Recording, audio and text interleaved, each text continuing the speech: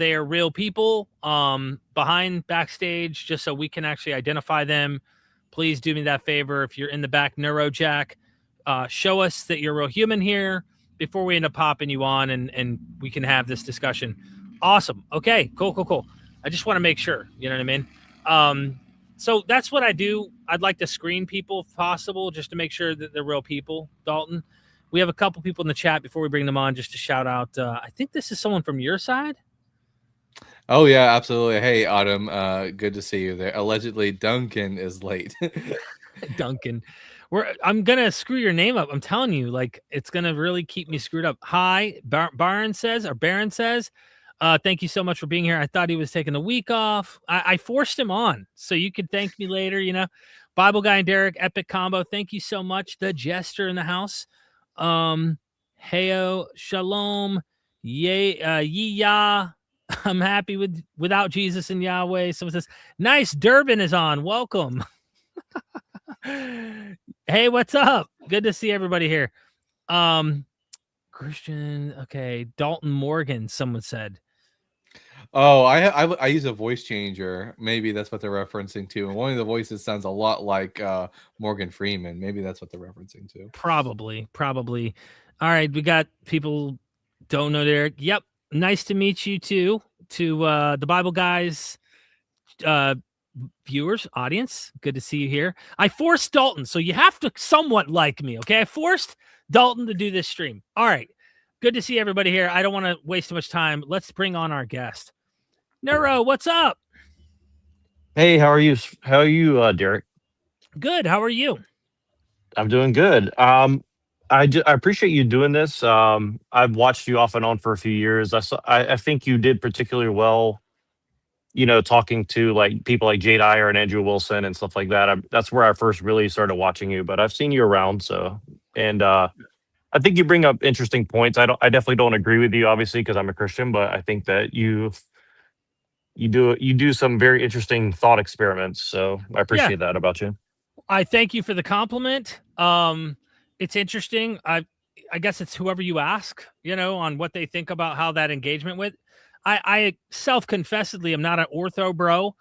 I don't really care for the arguments. It usually tries to put the burden on the people that they're trying to win an argument with. And it doesn't feel like a sincere approach to really getting at the gospel, getting at the revelation of scripture, really getting at why Christianity.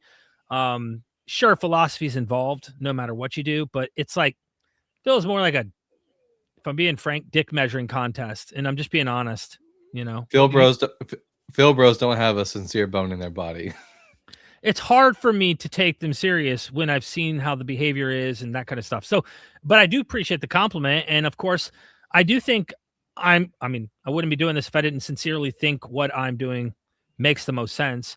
But being you're a Christian, and thank you for being the first to come on, you know, why should we become a Christian is the question, right? Sincerely, why are you convinced that me or Dalton should become Christians? So that's a great question, and I'm very happy to have the opportunity to answer. So I appreciate you saying that. So I'll put it like this: I'm from your part of the world. Let's put it that way. I grew up in that culture. I now live, you know, on the left coast. That's, you know, very atheistic. You know, so I've seen the difference of mindsets very vividly, I think you'd say. And I'll put it like this: like, I think that, you know, you could agree, at least in some sense of the word, that like where we come from in the world is a very special place where people do strive for morality, and they do strive towards certain higher level virtue, right? Now, is this replicable in other belief systems? I think perhaps to some degree, but it's almost like English, right? Like, so one of my friends says something to the effect that like English is a category of the mind, right? And when people speak English, they start thinking as an Englishman or a Germanic person in some sense, right?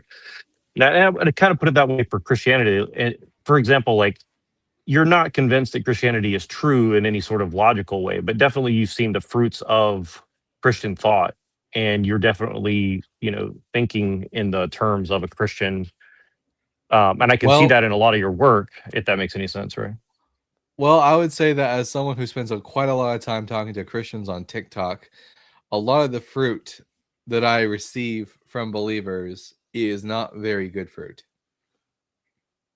Oh, I would 100% agree with you on that. And, and that's a fair point, I think. And I think you guys have done a good job of, exposing a lot of the hypocrisy, and I would say also I'm trying to use the right nice terminology because we're on YouTube, obviously, but Mhm. there's a lot of wolves in sheep's clothing as well, where people just use faith as a shield to guard them from criticism or being judged or something like that. And I think that that is a major problem, right? But I would still argue that, like, on some level, you know, especially if you look at something like Orthodox Christianity, the actual belief structure itself, not necessarily the version of it that we're seeing online. That it is kind of like the standard of morality that's kind of existed in Western civilization for a long period of time. Now, has If it been I may, abused from the beginning till now? Absolutely. If that if makes any sense. if I may just let me make sure I'm not hearing any background noise here.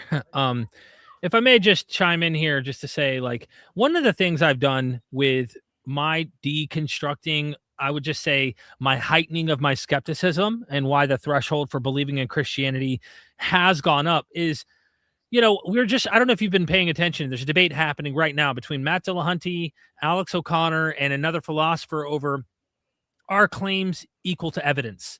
And like, this is a philosophical debate that's going on between these guys, and one side thinks they're right, and the other side thinks they're right. And is testimony, enough for evidence? Is testimony evidence? And what kind of evidence is it? All these kinds of things. And when you bring a claim, and they're going through this, for example, the guy goes, "Hey, I bought a soccer ball at the store." If you know your friends into soccer, that testimony will heighten the evidence claim and make you probably 90 to 95%. You wouldn't probably doubt your friend bought a soccer ball at the store. It's not like a belief to accept, but also it makes sense. He's into soccer, that kind of stuff. So it can be used as evidence.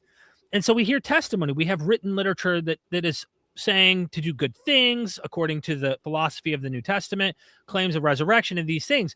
What happened to me, and I'm getting taking the long way to get around to pointing out what I mean by morality, is much of the ethics we find in the New Testament are inspired directly from the philosophies in the pagan world that existed by the philosophers such as the Stoics, the Platonists, Epicureans even. I mean, there were Cynics. A lot of scholars have identified Cynic philosophy in Jesus's words. And so what I'm getting at is like, yes, Christianity ended up dominating the world. No doubt. Islam might be next. It proves nothing of the validity, and you're not making that argument that, it is. I'm just making the point that if the ethics of, let's say, Islam had fruition, and then eventually, let's say, Islam tamed itself from its more radical aspects, we started seeing some positive things. Eventually, they abolished some horrific ideas or whatever. And then all along, the apologists in the Islamic realm just say, all along, these were the truths. It just took a long time for Muslims to finally come around and see them and things like that. And yes, they made a lot of change in large portions of the world. The morality claim to me is just like, there are plenty of societies that thrive quite well with good ethics in the East, for example. And I'm not saying that all their ethics are good. In history, everybody owned slaves, for example, but the morality argument or the ethic argument doesn't really move the needle on me when I can find those ethics predating Jesus in the philosophers of the time. And it's just not a very convincing argument to me, if I'm being just honest with you. Sure. Yeah, and I appreciate what you're saying, and I could even agree largely, kind of like with your perspective in a sense. I mean, there's a lot to unpack, and Of course. a lot of it comes down to, like, what's your standard of evidence and what's your definition of truth. And I think that, like, fundamentally, of course, we're not really going to fully agree with that. But I would say that, in a sense, and sorry, I'm just going to have an interruption in just a second here, but I'll say it like this, like. Sorry, I'm distracted because somebody came up to talk to me. So just give me one moment. I'm sorry. Hold on. And Dalton, feel free to, if you want to add anything. Yeah, let him add, and I'll respond because I do have a response to you, but it's going to be a little long Yeah. winded, and I want to make sure I address both you guys. So I agree with Derek that, here, the thing is, people are good or bad, and they are going to use their religion to either justify their goodness or to excuse their badness. The religion doesn't really, I don't think Christianity really makes people good or bad. People are good or bad regardless, and they're going to use a religion to justify or excuse their actions regardless. And to Derek's point, yeah, I mean, the fact that we have ethics and morals in a moral society before and outside of Judeo-Christianity. So I think, in general, I think people are good in spite of what Christianity will tell them. If I may add just to that, while Neuro's paused for a second here, I was on my way up here, and I've caught some slack. I'm glad Neuro brought up some of the ortho bros that I've engaged in the past, because one of the things I haven't done is studied a lot of the philosophy or philosophers.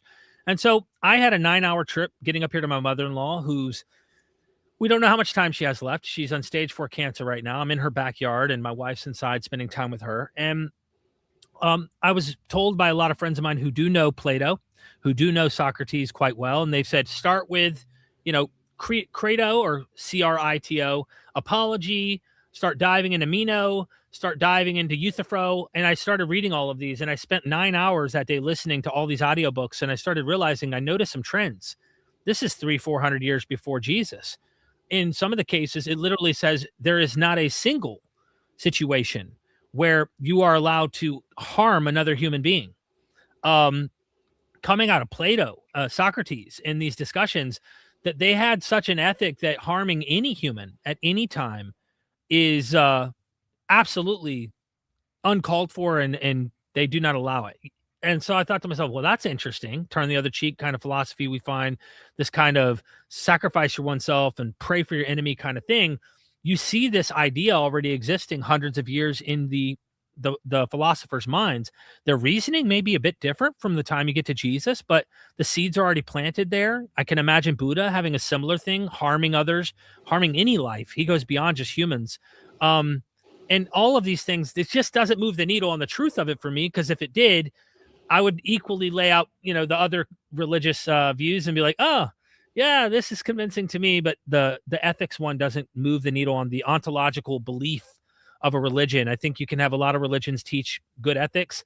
I mean, I know Mormons who are more ethical than evangelicals, and they would say they're false religious people. You know what I mean? Yeah, I mean, I think there's always going to be a tendency to have like a purity spiraling among Christianity. And again, I think that's, maybe depends on your perspective, because, okay, you could, I mean, I like to argue things like, for instance, that Nietzsche was a Christian who struggled, and he wrote all these polemics against Christianity because he saw the value in Christianity, but also hated how it had been bastardized, by, people like Hegel, maybe, for example, right? So,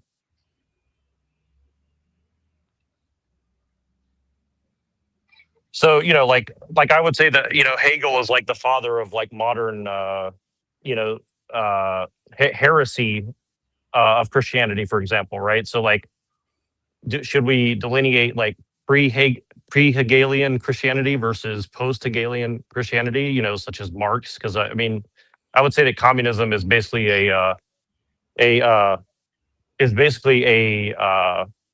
heresy of Christianity in a lot of ways, right? And I mean, if you want to get technical about it, I mean, Marx kind of said that in a sense, right? So, and I think that it is kind of a strength that if you want to like look at Christianity as a syncretic version of previous philosophies and stuff like that, then that I think that is, you can make a strong argument for that. But to me, that kind of would like kind of strengthen Christianity. Like I particularly agree with what you're saying about the Cynics. I think that people often overlook that, like, Jesus very much sounded like an Eastern and Western version of Cynic philosophy in a lot of ways.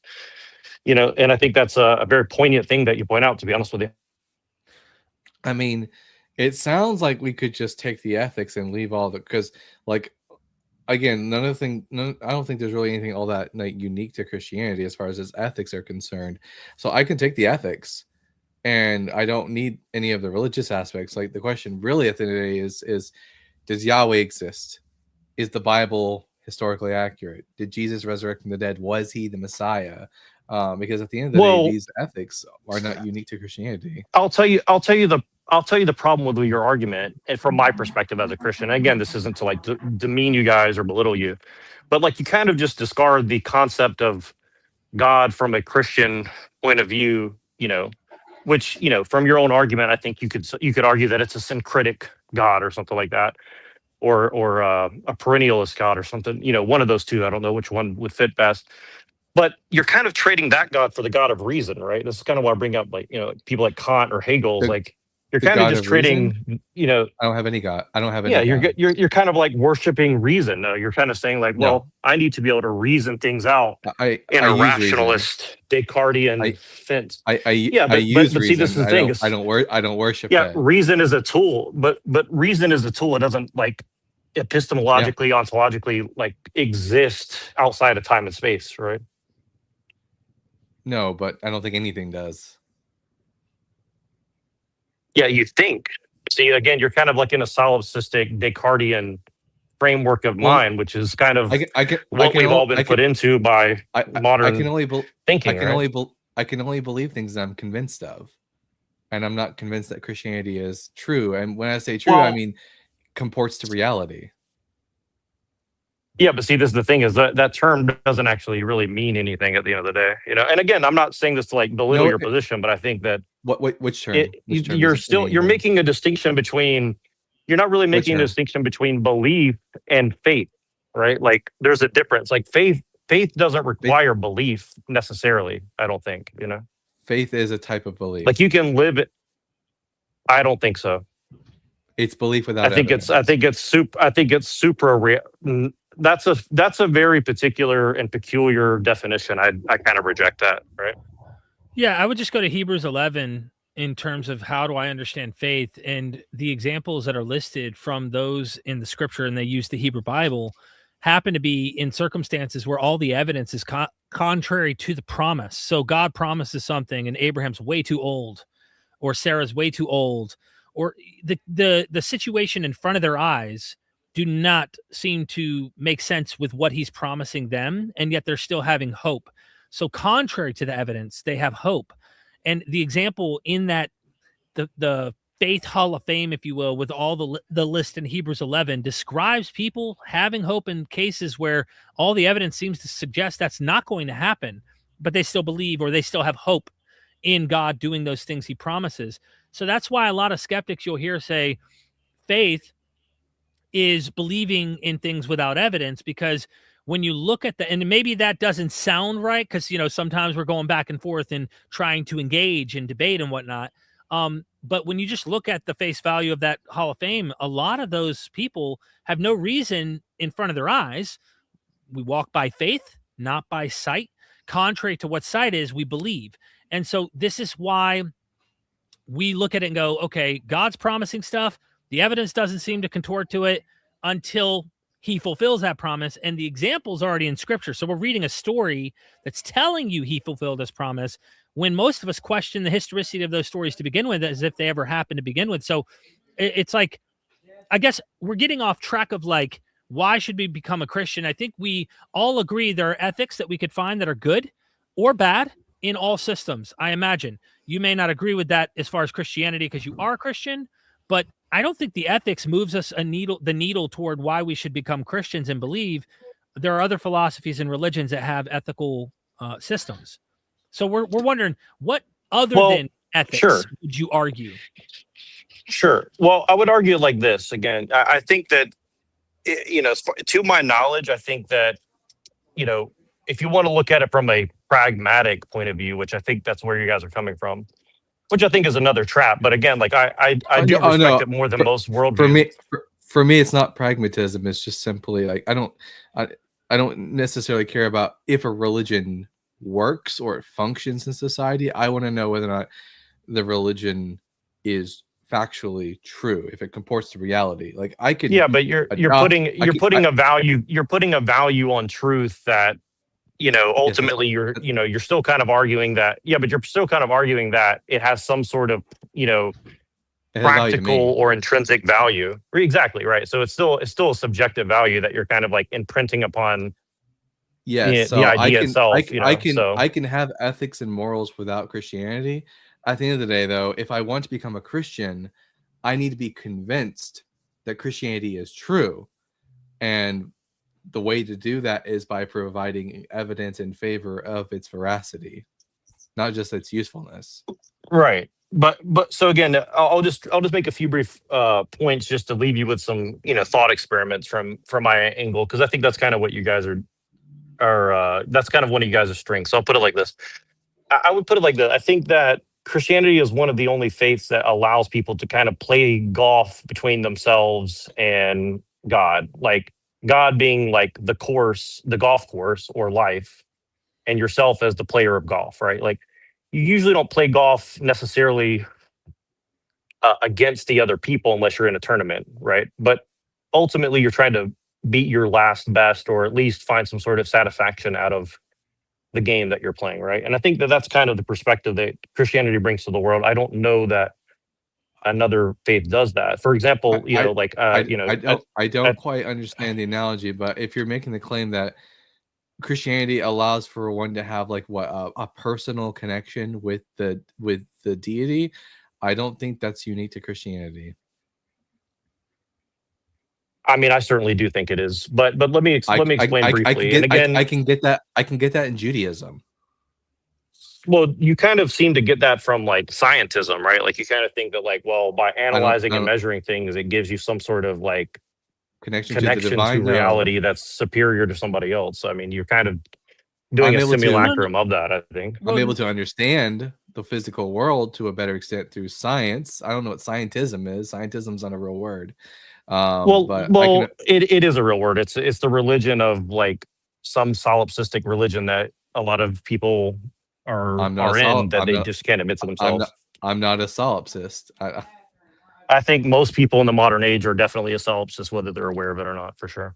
But again, I'm just leaving you guys with some thoughts. I think what you're doing is what a lot of Christian apologists do, is that you have to sort of drag atheists down into the muck of religion. Like you realize that there's something wrong with religion, so you have to point fingers at us and say, well, actually, you too, you're religious, but we're not. I don't have a religious bone in my body. You definitely are. I'm definitely not. I don't think that, but by every definition of the word of religion, I think you guys do fit it. And again, I'm not saying that to dig on you. I think it's there's not a single deity that I natural worship. to humans. I think he's breaking up. Well, this is why people do. I don't like the way that the guys do the presupposition with you guys, but I do think that in general, like, you do have to examine all the presuppositions, at least to yourself in private, in the closet, like we Christians do when we pray. But I don't worship any deities. About what your belief is. I can't belong to religion. I don't worship any deities. I don't have like a. You do. The religion, the deity that you worship is the deity of reason. You think that reason is like some sort of superior thing that has ontology. And here's the problem. Here's the problem. Deity has meaning, and if you like extend the word deity to refer to not just like actual gods, but literally to anything, then it doesn't. But that's what you're doing with our God. You're trying to like drag God into reason when God is supra reason. No, that's kind of my point, right? It is. No, I'm just defining deity as a divine being. Like, do you think that we could ever? Let me ask you a question. Let me ask you a genuine question. Do you think that you could ever quantify or qualify the existence of the universe via any sort of reason or science or anything like that? Do you think that's ever possible? Do you think you could ever have the? Okay. I don't know. Say what? I don't know. I don't know. You don't know. So you think the universe is, as far as we could tell, basically infinite, and you think that there's some way we could possibly compute the totality of reality? I don't know. I can't see the future, but I don't know what scientists in the future will be capable of doing. Sure, but if you had to put a hypothesis forward, would you say that which would you would you say that my hypothesis is closer to that or yours? I don't do that kind of stuff.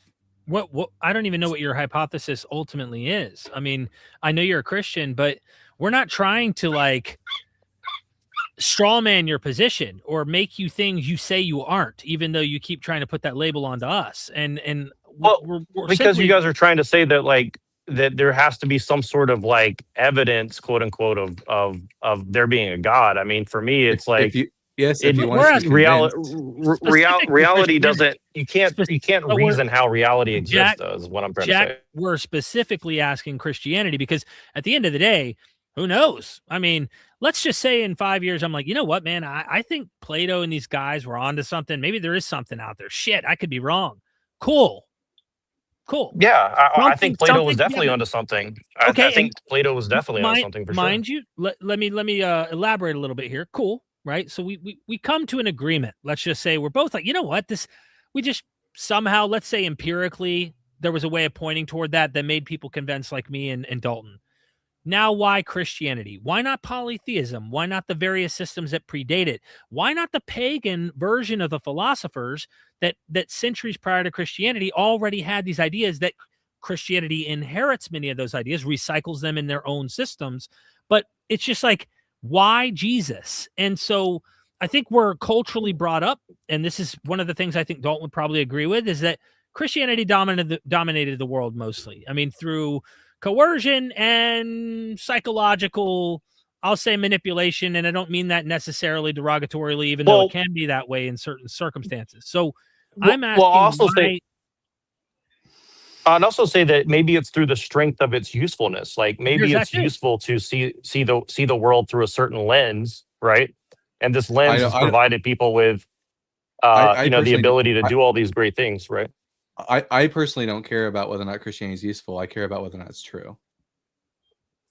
Well, let me put it this way, and I'll try to make it a little bit personal. Like I have family members that have died recently and are probably going to die soon, right? And I think that that's kind of what Derek was talking about. And look, I see as a Christian, I see our time here on earth as like it's a test, but it's a test of love to let God know us and us to know him and prepare us for whatever comes next. Even if there's not, let's assume that you're right, there's just nothing after this, consciousness disappears, which I don't believe. I think you could look at the the laws of thermodynamics and like energy and all this. Like something about our existence is going to continue, I would say, even from a scientific point of view, but we don't know what that looks like exactly, right?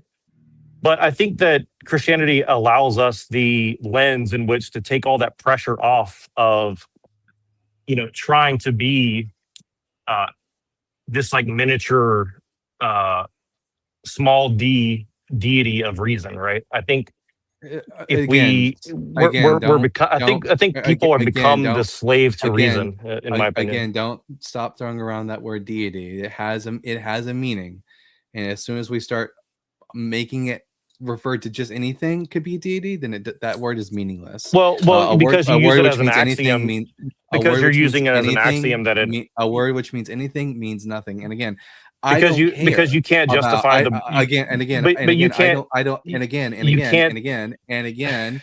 I don't care about whether or not Christianity is useful. I care about whether or not it's true. but here's the thing is you can't prove reason is real through reason, right? That's kind of what I'm trying to It's tell you, right? You're trying to use it like it's a it's just an presupposition that axiom. must be but say what?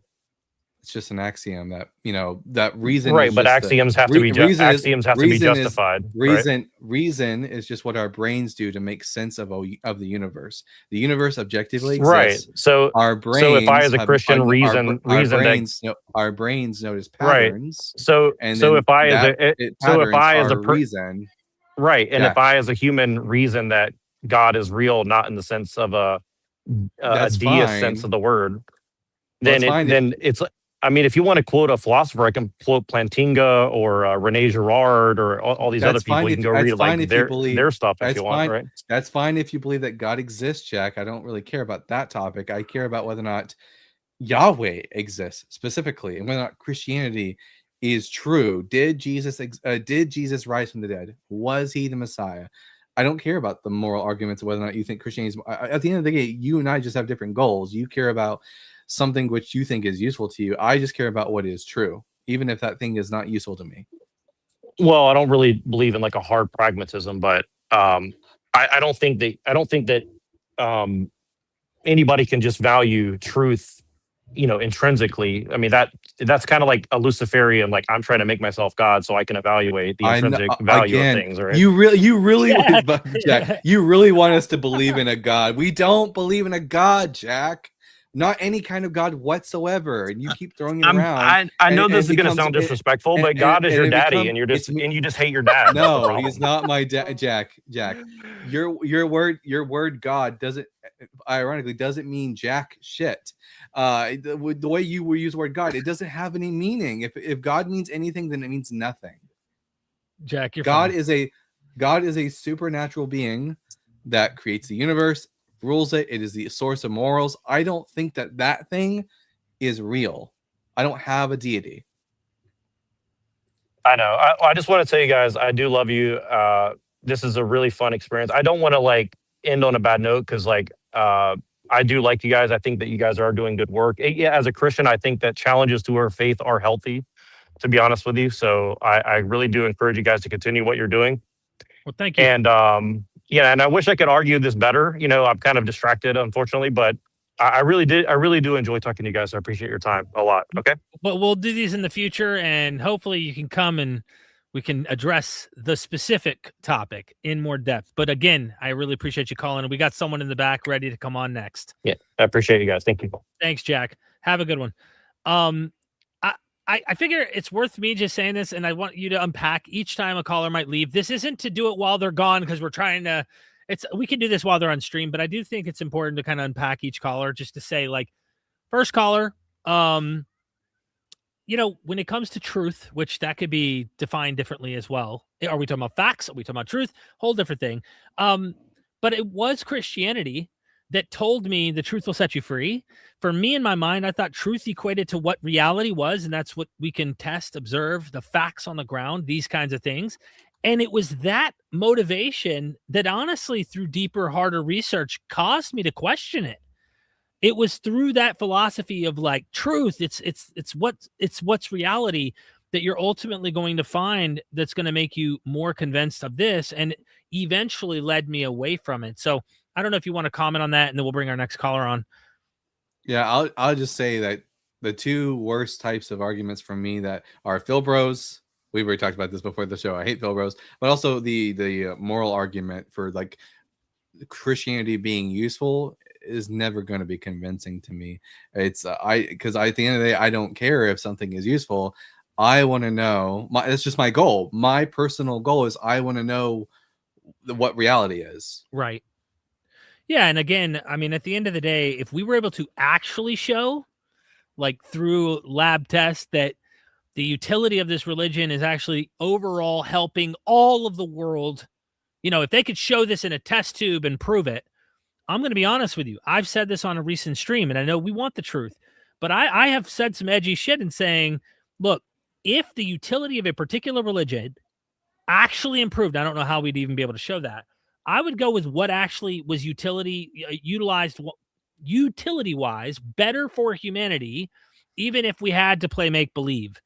Okay, I know that's a thing you may not agree with in my statement here, but I don't think it's true. I'm saying I would need the evidence. So if they could show the evidence, then I'd have to really struggle with something here and go, you know what? We're apes on a planet trying to figure this shit out. You know what I'm saying? So anyway, that's a whole nother, that's away from Christianity though. That's kind of like not really addressing the why should you and I become Christians from the facts. So anyway, let's get our next caller on. And if you're cool with that. Yep, absolutely.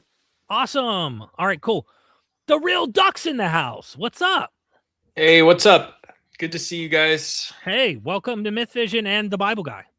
Yeah, thank you guys. I was very excited to see you guys streaming together. I watch your Verticals Bible Guy. And Derek, obviously, it's cool to see you around tacos. Cool to see when Mythvision goes live. Thank you. So I imagine just up front, you're a Christian.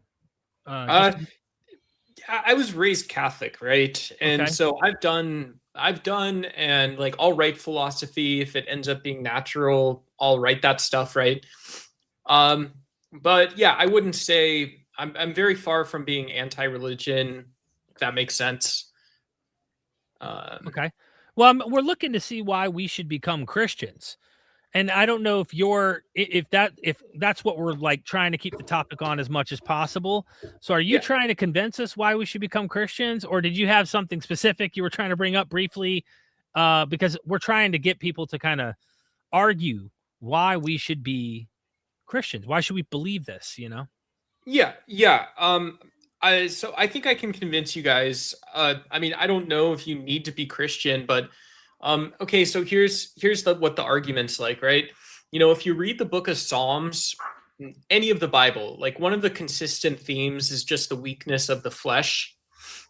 And so to me, when we're talking about arguments that develop from testimony, when we have these theological terms like revelation or revealed religion, you know, it seems like the people that wrote the Bible and are telling these stories, providing these lessons, they're talking about divinity, have a solid recognition and grasp of their their access to the human experience. And so I think this strengthens claims as evidence. I think it strengthens testimony. It strengthens the abductive and perhaps inductive case that the Bible is divinely inspired for multiple reasons. So my biggest contention with the idea that the Bible is divinely inspired is mostly going to be due to the fact that it contains scientific and historical errors. It makes a lot of claims about Jesus being the Messiah, often misquoting and taking the Old Testament out of context in order to make that point seem more valid. And then when it comes to the resurrection, we really don't have any eyewitness testimony to the resurrection of Jesus. Yeah. And so I think when, you know, when people take you know, these phrases like by faith alone and say, well, look, there is a strong historical account for the Bible and stuff. You know, where there's a historical interpretation, right? You have you can do exegesis, there's philology and all this other, you know, this fancy stuff, whatever. It's all BS. But like you know, I still don't think it takes away from the fact that, like, you know, the reason this isn't like why isn't it the case that a wrestling camp, right? This is my argument. Why isn't it the case that a wrestling camp or a Navy SEAL training is producing divine writings, right? Most often, if you follow like Sunkissed Kids or any of the like, you follow like jujitsu buses, these people doing really hard things, talking about weakness of the flesh, produce a bunch of nonsense, right? It's all nonsense. It's slop content. And yet with the Bible, we have a religion that's supporting over 1 billion people around the world. I think that's something that's profound, and you have to be able to explain it. The historical argument is one thing, but that doesn't take away from the belief that you can form in a justifiable manner from those books. You do, but you go do recognize that there are holy texts outside of Christianity that point to the weakness of human flesh. Yeah, that's cool.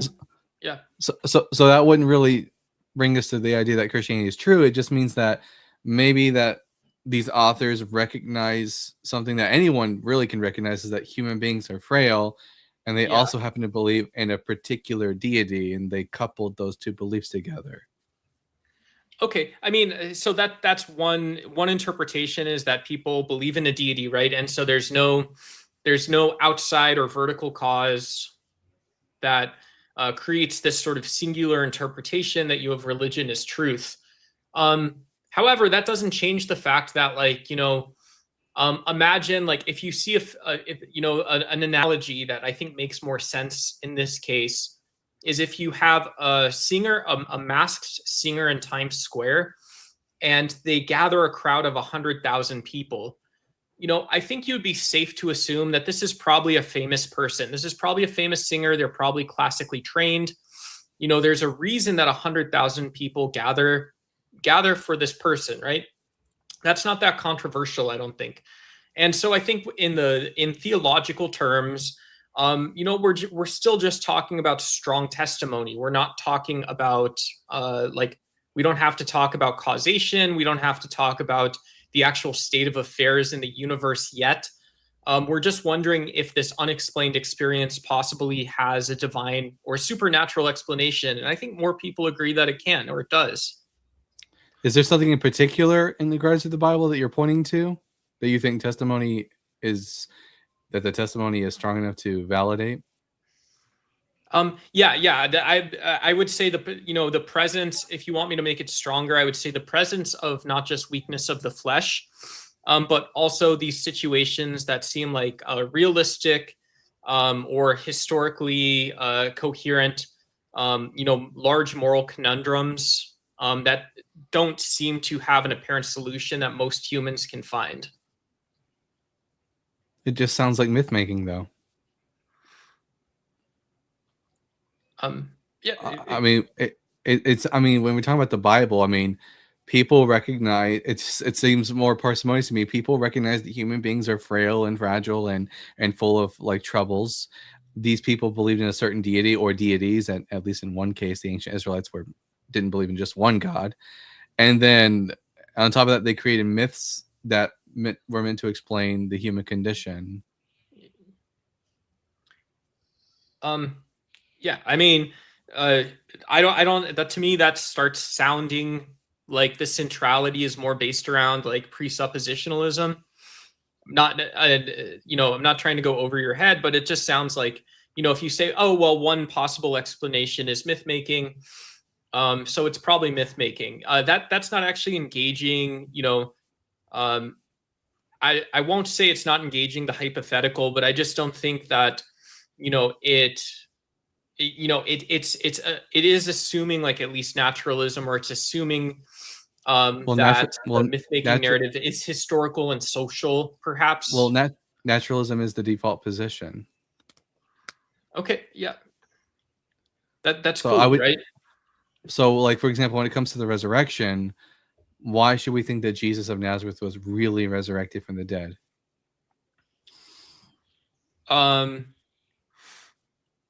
Yeah, so why, I don't know that you have to believe, like I'm a former Catholic, right? So you're not going to get it out of a Catholic's lips that you have to believe in the resurrection, but I don't think you have to believe in the resurrection to get theological value out of it. I'm an ex-Catholic. You do have to confess that Jesus resurrected from the dead in order to be Catholic. That's part of the Nicene Creed. I understand all that. So that is necessary. Not necessary like you're saying it. Yes, it is. You have to believe in the resurrection of the dead in order to be Catholic. Yeah, right. So it is necessary. So the question is, why should we think that Jesus was resurrected? Yeah, I mean, I think the manner in which Jesus died and was reappeared to people satisfies the resurrection narrative, to be honest. What do we know about the way he appeared to people? He did it, right? That's what's in the Gospels, is he did it. Well, the Gospels are, I think the Gospels are myth. I don't necessarily believe that they're telling the truth about what Jesus said and did. When the Gospels themselves change facts about Jesus's life from one Gospel to the next in order to satisfy some sort of theological belief, I don't have any really good reason to believe that the resurrection accounts of Jesus are accounts of true events. I don't get why you're asking me these questions if you're not going to listen to the answer I give you, right? That doesn't make any sense to me. I am listening to the answers you're giving me. I'm asking you, why should I become a Christian? This is the second time you asked me a question and you said, well, it's just naturalism, right? You asked me to come up here and say, why should you be Christian? And if the answer is always just going to default to, oh, well, it's naturalism. And then you're going to ask why I can believe the resurrection as allegorical, but also significant. And then, oh, it didn't happen. I don't get it. You think it's allegorical? You think it's allegorical? Huh? You think it's allegorical? Yeah. I mean, I think someone's fine for, like, if that thought doesn't enter your head, you're probably mentally ill, right? Dude, most Christians don't. I mean, I'm not going to say I can't speak for all of them, but most Christians think it literally. I'm sure you know that, Duck. By the way, I wanted Dalton to spend some time engaging here. There's a lot of stuff here to unpack. you earlier you brought up like the how many people believe this, kind of the idea of how so many people are convinced of it. And I think of Islam. There's a huge, mass amount of people there. You brought up myth making, and I look, we're not. I think we need to back up for a second and just say this. Me and the Bible guy, think of Socrates, who's very skeptical, who's going to question, who's going to be, constantly try to go, whoa, about the resurrection. We're just doing what Socrates is doing. We might be a bit of a gadfly. We're annoying, okay? But that's because we're not convinced that the testimony we're reading in the material is convincing. It could convince us that, yeah, maybe people had experiences at best, but humans have experiences all the time with all sorts of things. And so we're questioning the very nature of the resurrection and the truth of Christianity as if this is reality, as if this is the one true religion we should be following and not any other religion. And so when I compare using heuristic approaches to other religions, even contemporaneous to Christianity, and I see other people who ascend to heaven, who are miraculous healers, all these kinds of things, I think to myself, seems like this is something that is prevalent, that people were doing around this time. And that to me at least brings it in on the plate that, okay, Jesus isn't the only guy doing things like this.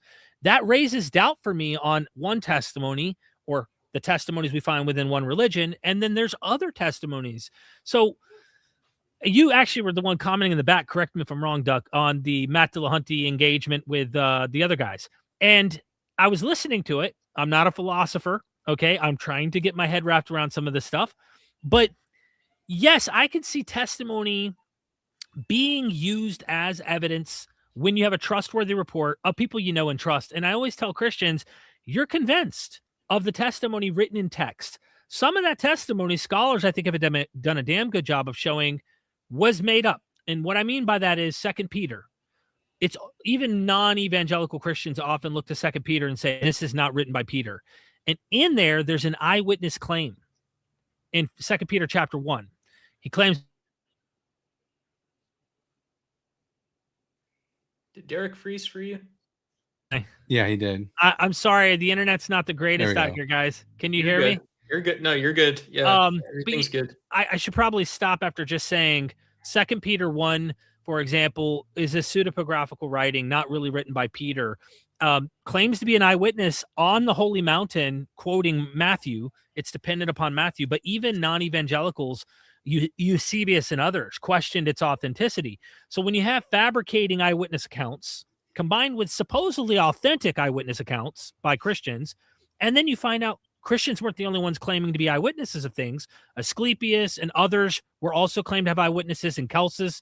I just look at the history, I compare it, and I go, man, I'm not convinced. I'm looking at it going, there's many humans making claims, having experiences. But Derek, why this? If you have one, so I think it's cool to engage the actual myth making case, if where you have felonious writings. But if you have one of these stories where it's like, wow, this is really unlikely to have happened without divine influence. It's very unlikely to have happened to produce this type of writing without divine influence. It's the case that you don't need actually all of these, right? You can say that this is my holy book. Someone can take that and mean it. And there's a reason they might say that, but you can still have just one event that actually has historical significance, which was not myth making.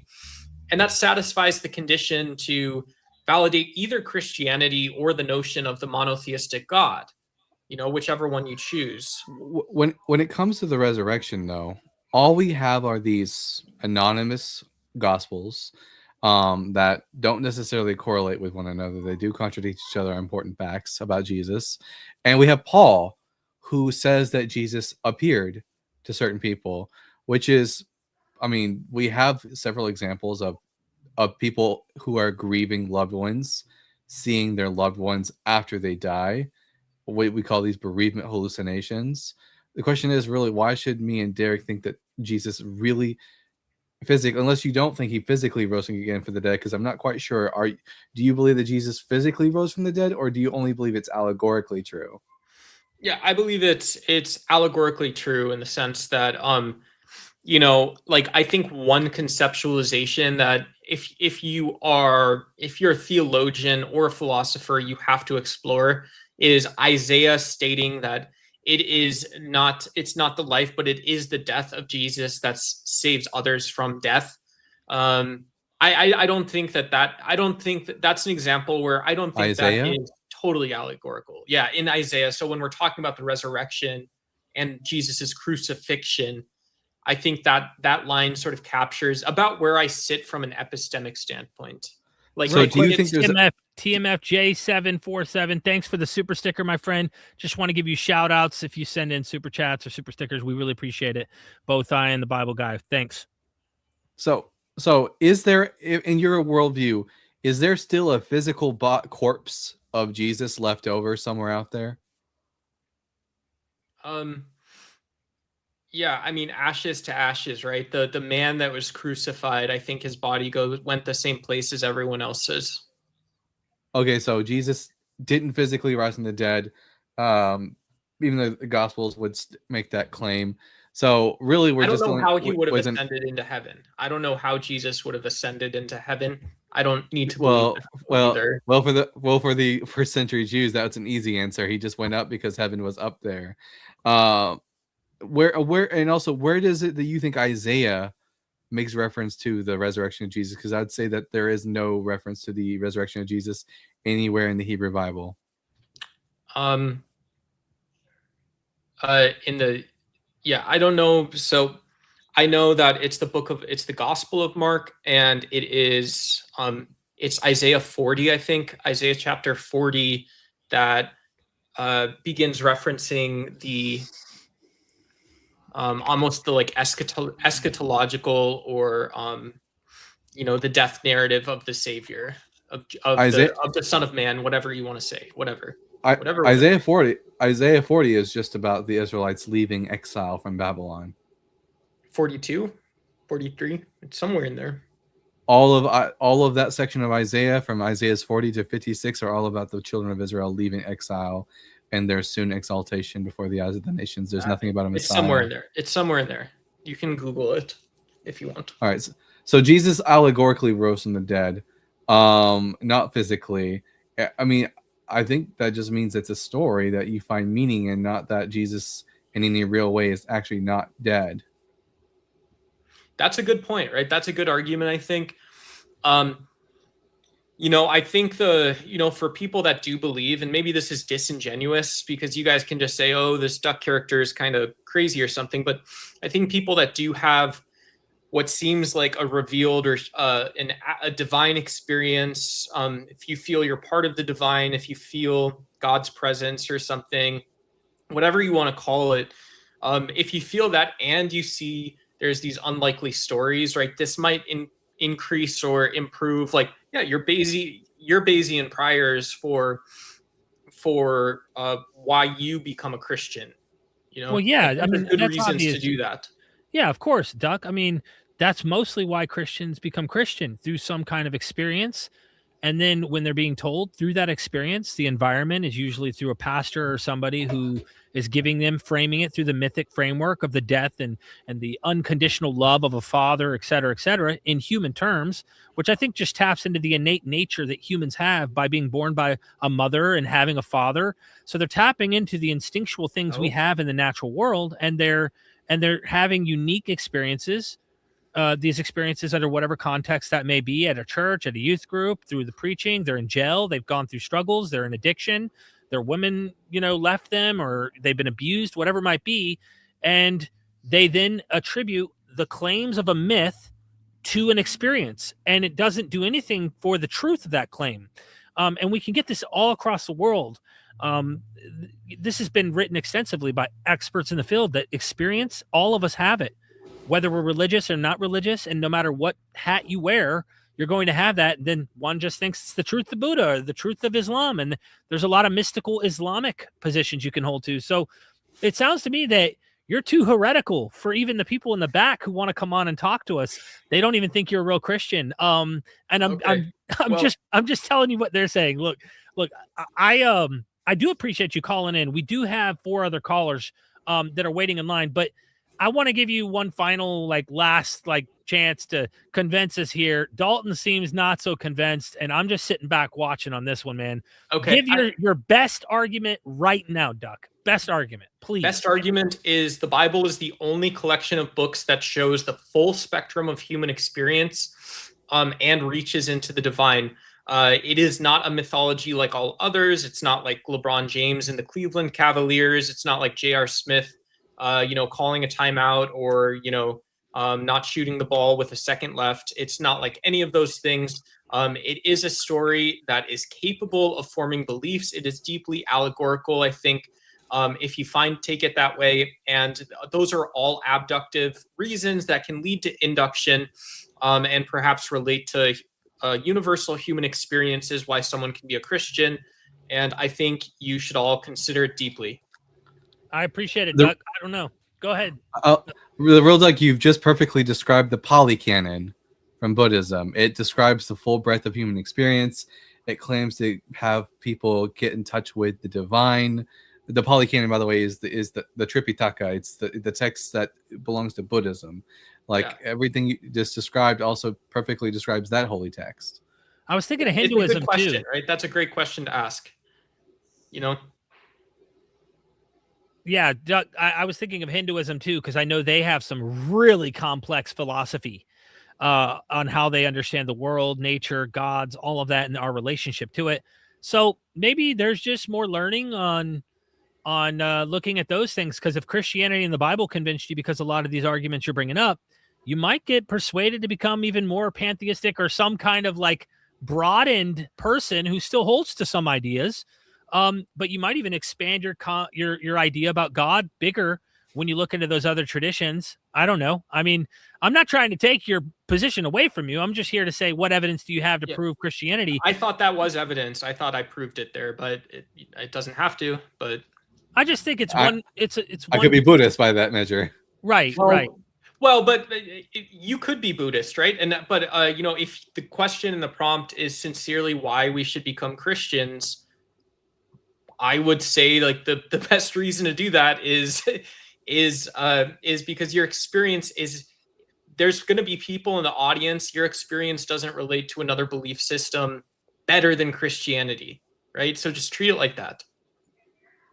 I think different people have different experiences, and I wouldn't want to act like my experience is more superior, even though I did at one point as a Christian believe that they didn't have real experiences. And in fact, so much so that as a Protestant, I thought Catholics weren't really Christian, because I heard some Catholics convert and they said, well, we didn't have a real personal relationship through this mode of Christianity where I walked down, altar call, gave my life to Christ, that kind of stuff. And other Catholics were offended by it and saying, what do you mean? I authentically believe, I cherish my religion, I go into church. And so I just think dismissing people's personal experiences and grounding your ontology in that experience is natural. I'm not knocking it. I just don't think it's, if we're arguing ideas of what the facts might be, I don't think that's the best approach, in my opinion, because there's a plethora of experiences out there and a plethora of different conclusions. You're always going to be stronger than me on that type of thing. But I do think when we have people like Matt Dillahunty come into the conversation and they invite the claims that are not evidence conversation, well, it is the case that people can make claims about who the people that actually lived and wrote the Bible were and what those stories are about. And I do think that they're never going to breach historical evidences or like fake historicisms. But they do come pretty close, right? They still have that element of conceivability or believability of testimony, right? So there's still those inroads that are going to exist. Yeah, if I were to boil down, and I think we should wrap up the call and get to our next one. We have several callers waiting, and I'm trying to be as gracious to them as possible. If I were to be as still man as possible, and I know Matt and them are going back and forth with real philosophers, like these people are like PhD candidate, really know their philosophy. I agree with Alex O'Connor and the other guy, Joe Schmidt, on that claims such as testimony can be used as evidence, but I think what ultimately, if I were to like have a conversation with Matt ever, if I really boiled it down to it, he'd go, it's not, to me, those are not convincing testimonies written 2,000 years ago in a book that is surrounded by legendary material and such. I'm just not convinced. And I imagine if it came down to that and he was willing to say, maybe Joe and them are right about this to some degree, these testimonies don't move the needle for me, I would be able to come in to give you alternative testimonies and alternative eyewitness claims and all of that historically from other religious claimants. And then that to me would put it on equal playing ground to go, well, who do we accept? You know, why this one and not all the others and stuff? Well, this one was successful. Those went extinct. Islam hasn't gone extinct. It's growing. And I just would say, like, it doesn't prove the truth of it. Anyway, Duck, I want to let you have the final word before I wrap things up. I appreciate you calling in. No, I don't have anything. I saw Robin in the audience, and like I said, I like watching you guys. So it was fun to talk for whatever 20, 30 minutes this was. It's cool. Thank you, Duck. Yeah. All right. Have a good one. Okay. Super chats. Got to hit them. I hate leaving people hanging. TMFJ747. Again, thank you for the super sticker. Looking out, keeping the lights on here. Space Wizard, thank you so much for the super chat. Eschatology equals scatology. This is like, oh, that's a good one. Wade Rogers in the house and is a member of the channel. Thank you, Wade. Jesus went to heaven the same way Romulus was taken to heaven by Mars, his father. Plus, he appeared to humans afterwards like Jesus appeared to Paul. Same myth, different names. Thank you so much, Wade. That is an interesting one. However you want to slice that up, that people appeared according to stories, whether you think they're historical, mythic, legendary, however you want to slice it, appeared to people post-mortem. And people had great commissions from Romulus as well to go and tell all of Rome and all that kind of stuff. So, Wade, you rock. Thank you. Did you want to unpack that caller real quick, briefly, before we get to the next one, Dalton? All I gotta say is I'm convinced I should become Buddhist now. All right. Next in line was Toronto, and then Laszlo, and then Ezekiel. Forgive me if I butcher your names here. Just so you know the order. Hang out. If you leave and come back, you've lost your order. We're doing first come, first serve, and being as fair as possible. We ready? Absolutely. All right. Toronto, welcome back, man. How are you? How are you, Derek? How's it going? I'm good, How man. are you, Bible guy? Howdy, partner. Good. Toronto, So, are you a guys Christian? Yeah, I am. You would be surprised to find out that I am in fact a Christian, sir. I just wondered if you liked Roman crucifixion because you got a cross behind you. That's Well, we use it to represent our Lord and Savior. His the most famous crucifixion of all time, which is a good reason to believe it. You know, why should this poor preacher from this backwater of the Roman Empire become the most famous crucifixion ever? You know, of all the millions of crucifixions in Rome, how many? You can thank Constantine for that. You can thank Constantine for that. Maybe that's the only question. But then why did Constantine convert to it? You know, why does that religion take over the Roman Empire? You can thank his mom for that. It also utility. It had usefulness. It was that between that or the invincible son, and Christianity seemed to have the utility, even though he had to twist it into a way that was contrary to the teachings of Jesus, which he would have never been pro-war. Not as far as a lot of the teachings seem to imply, turn the other cheek, these kinds of pacifistic elements, but just war theory starts to come in, of course, and they try to make sense of it. So you is that your argument? I'm curious. Well, I was going to talk about the fact that the Jesus, his death and resurrection is a historical event, and it's got good evidence for it, and it presents God as the creator of moral truth, and so it's like it provides like these useful things for us in daily life. So I agree with you that the death of Jesus is historical. I think Jesus of Nazareth was crucified by the Romans. I think probably buried in a mass grave with other crucifixion victims. But why should I think that he resurrected from the dead? Well, there is the evidence of Paul's writings and the other gospel accounts, and it's hard to explain all these as just. Pardon? Would you like to start with Paul? Sure. Okay. Yeah. This is the First Corinthians account, right? It has all those witnesses named. 1 Corinthians chapter 15.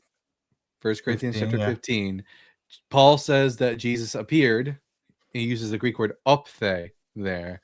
He appeared to Simon and then to the 12 and then to 500 brethren all at once. The question is, what is the nature of that appearance?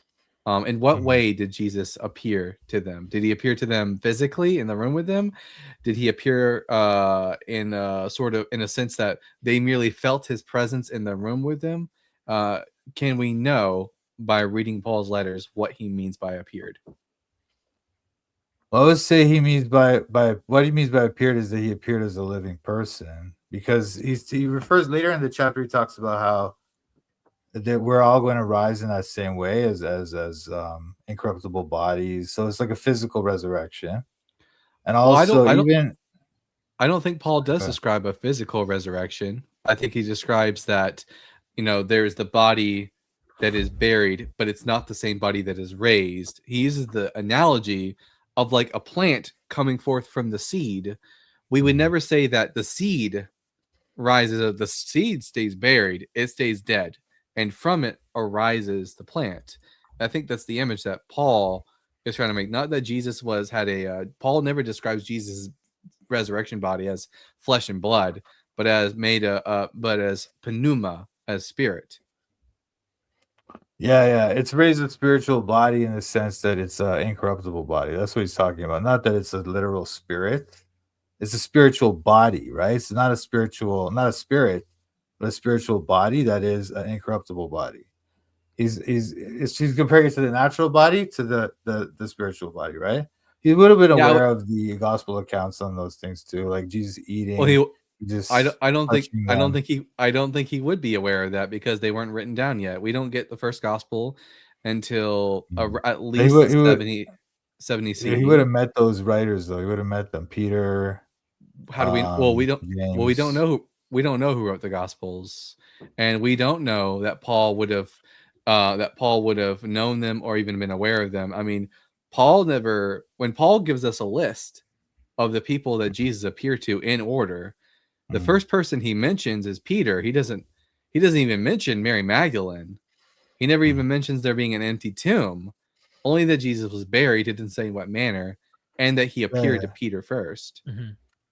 Yeah, we know he would have mentioned them because that's just the way the ancient world was. They respect the testimony of men more than women, right? And this is the same thing. People bring up that idea of the criterion of embarrassment, the idea of why the gospel accounts refer to the women finding him first.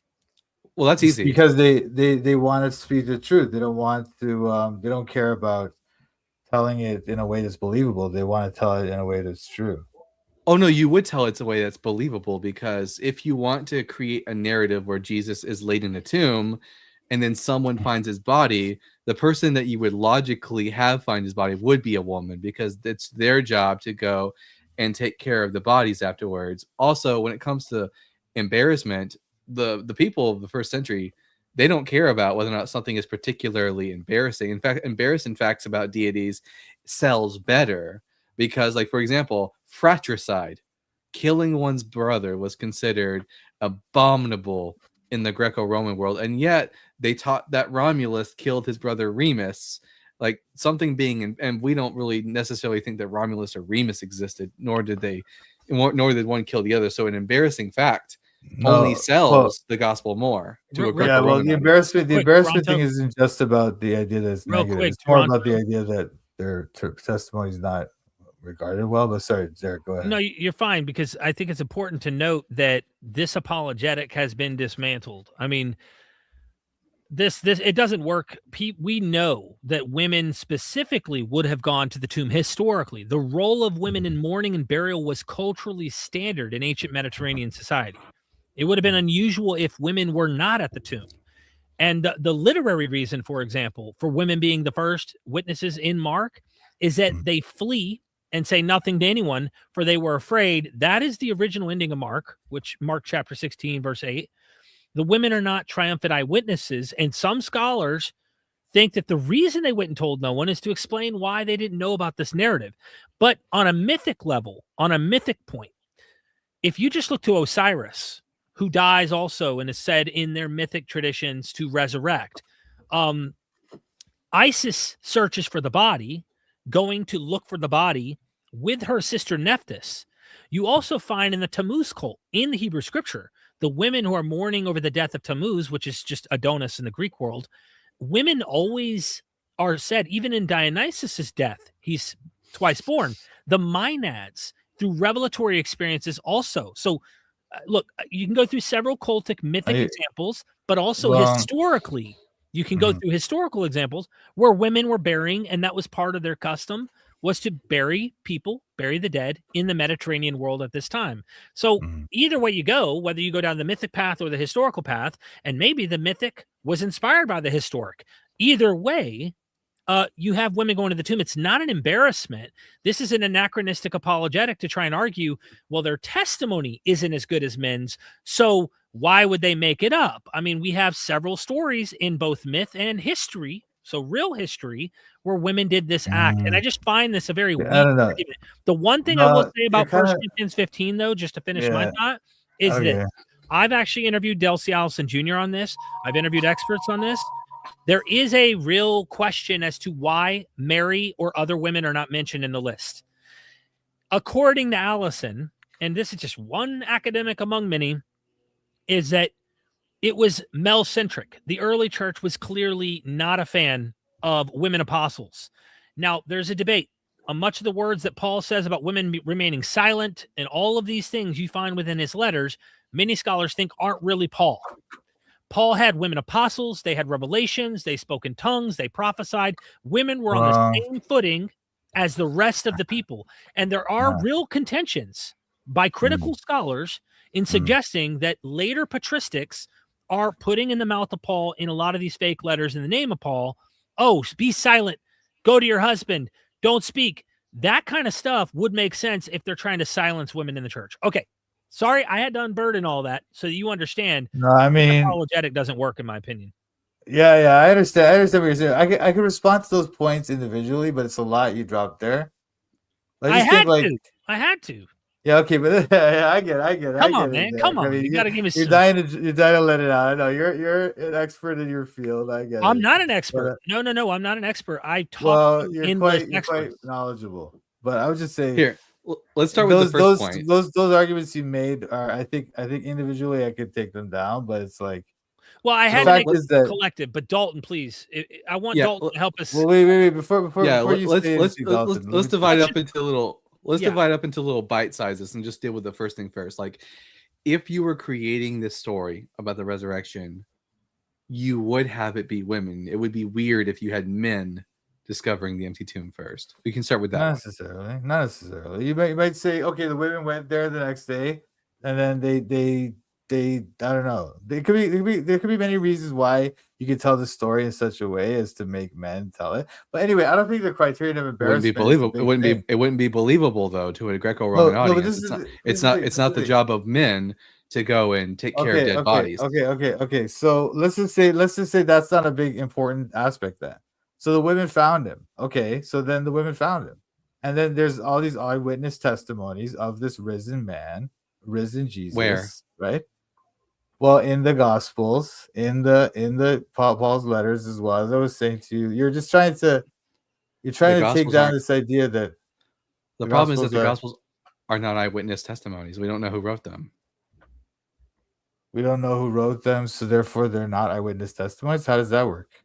I mean, Matthew and Mark never even claim to be eyewitness. Mark, the first gospel written, doesn't claim to be written by an eyewitness. It's just a story. Right. And Luke does, right? And Luke says that he contacted eyewitnesses, and John says it was written by eyewitnesses. Who are those eyewitnesses? The other two stories. Hold on. The other two stories now. But they're obviously written by eyewitnesses, or they're obviously contacting eyewitnesses. But go ahead. Who are they? Yeah. Well, let's take it piece by piece because I did unburden a lot. I admit my fault because that is a lot of material, but I wanted to just point out the criterion of embarrassment just doesn't work. Who's Luke's eyewitnesses? We don't know all the eyewitnesses, but certainly the other apostles, Mary herself. Sounds like he talked to her. You know what I mean? Well, how do you know that? He says it in the prologue. So He Well, says there's literary features of this story that make it sound like he talked to her. But I was gonna say, like, look, all these are just like little points you're making. I'm just trying to say there's a general good case here. Like most scholars would agree that the death happened, that the apostles at least believed that they saw the risen Jesus, right? And that Paul was converted. Yeah, Right? that's So this perfectly is that's perfectly explainable through naturalistic phenomenon. All that's really required for this myth to start is one, for Jesus to be crucified, two, for Peter to have a bereavement hallucination, and then three, for the other Christians to experience a collective delusion. That's perfectly. We have several examples of this. That's perfectly. collective delusion is a very difficult theory to make work here because it's not a very common thing. It's not, and also the way that they all kind of tell the same story. Collective delusions don't really. Are you They Catholic? generally are not. No, I'm not. What do you think about the But miracle yeah, of the sun? those stories. If you're talking about Guadalupe and stories like that, well, those stories are not like they're not all telling the same event. They're not all talking about the same kind of. Well, no, there are allegedly thousands of witnesses for the miracle of the sun. Yeah, but some of them will say there's a woman in the sky. Some of them will say that there was the sun. So they have different like different testimonies. Right? Whereas here you have this. Hold on. Where are you? So if the testimony, Wait. so wait a minute. If the testimonies, if the testimonies have different. Wait, Toronto. Hold on. You gotta let Dalton also jab in because you don't want me to unburden like I just did, and you're not able to answer everything. Dalton's got to press. I just wanted to finish my point, but okay, fair enough. Okay, go ahead. You made an important point. You made an important point, Toronto, that if there's differences in the testimonies, then it's quite unreliable. Are you making? What about the differences in the Gospels? They're very minor, and we can discuss those as well. I don't think they're contradictions as you're claiming. The differences in the Gospels are not comparable to this, where some people see a sun or a brightness in the sky. Some people see a woman. Other people see like there's very vastly different testimonies from sightings like Guadalupe and things like that. And what about this is like women, by the way, this is like over a period of time. One.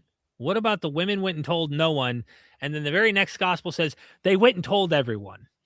Well, like, Derek, completely opposites. I would disagree with you that Mark ends there at 16. So you think the I can prove it. Oh, you don't think the ending? No, you can't prove it. Like, look, don't get into all this. I can. I think you're just distracting from the point here. Here, no, what are you going to prove? That Mark ends at 16a? You're going to prove that? How are you going to prove that? Yeah, by going to the oldest manuscripts. Yeah, the oldest manuscripts isn't proof. Oldest manuscripts doesn't mean that they're the best. So there's no manuscripts early on that have it. No. Wait. There. Number two, you're not understanding textual criticism. How this works? Okay, I'm not understanding. Yeah, the texts that have them, the older texts, right? Such as Alexander, do not have them. Do not. I know. I understand. I understand that, Derek. I understand that 100%. Okay. What I'm saying to you is that doesn't prove that those texts are better or that they have the correct. It shows you there are traditions that are earlier than our physical evidence suggests, where there is no longer ending. There's no 19 or 9 through 20. There is no 9 through 20 verses. That is a evidential observation all three of us can make and go, you know what? Someone added this on. Then if you add in linguistics. No, not necessarily. Derek, hold on a second. No, but I'm saying that's why we can look at it and go, this is convincing.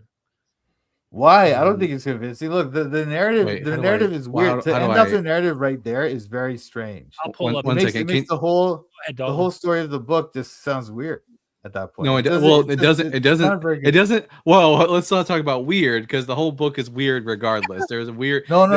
As a narrative, as a narrative from someone who has a background in Judaism, the Gospels are weird regardless. Yeah. But if we take a look at here, can you pull up I have Mark. You have that. Sorry, let me pull that up. Yeah, go ahead. There we go. There we go. This is the Gospel of Mark.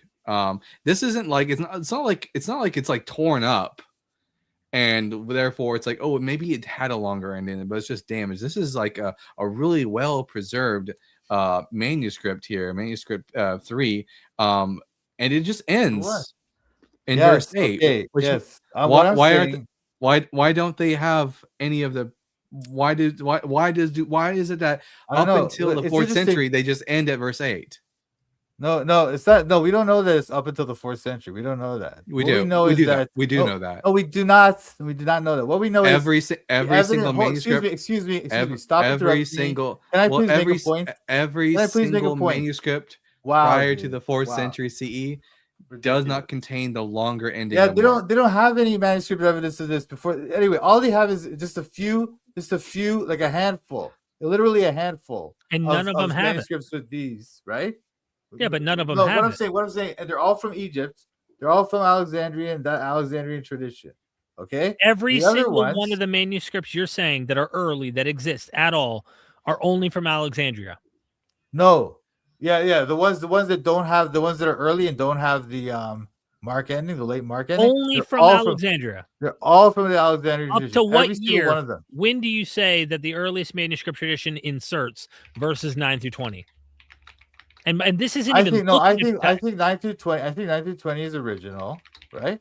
But what I think is that the Greek, the Byzantine tradition, right? Why would they which remove it? preserved that, because I don't know what happened over there. Maybe they had low grade qualities. For example, those texts, the text he just showed you, and the other That was text, high quality. Aleph, That was a high quality Aleph, manuscript that I just showed excuse you. me, Aleph and Sinaiticus are both rife with errors, However, when you look at the Greek, the Byzantine tradition, right?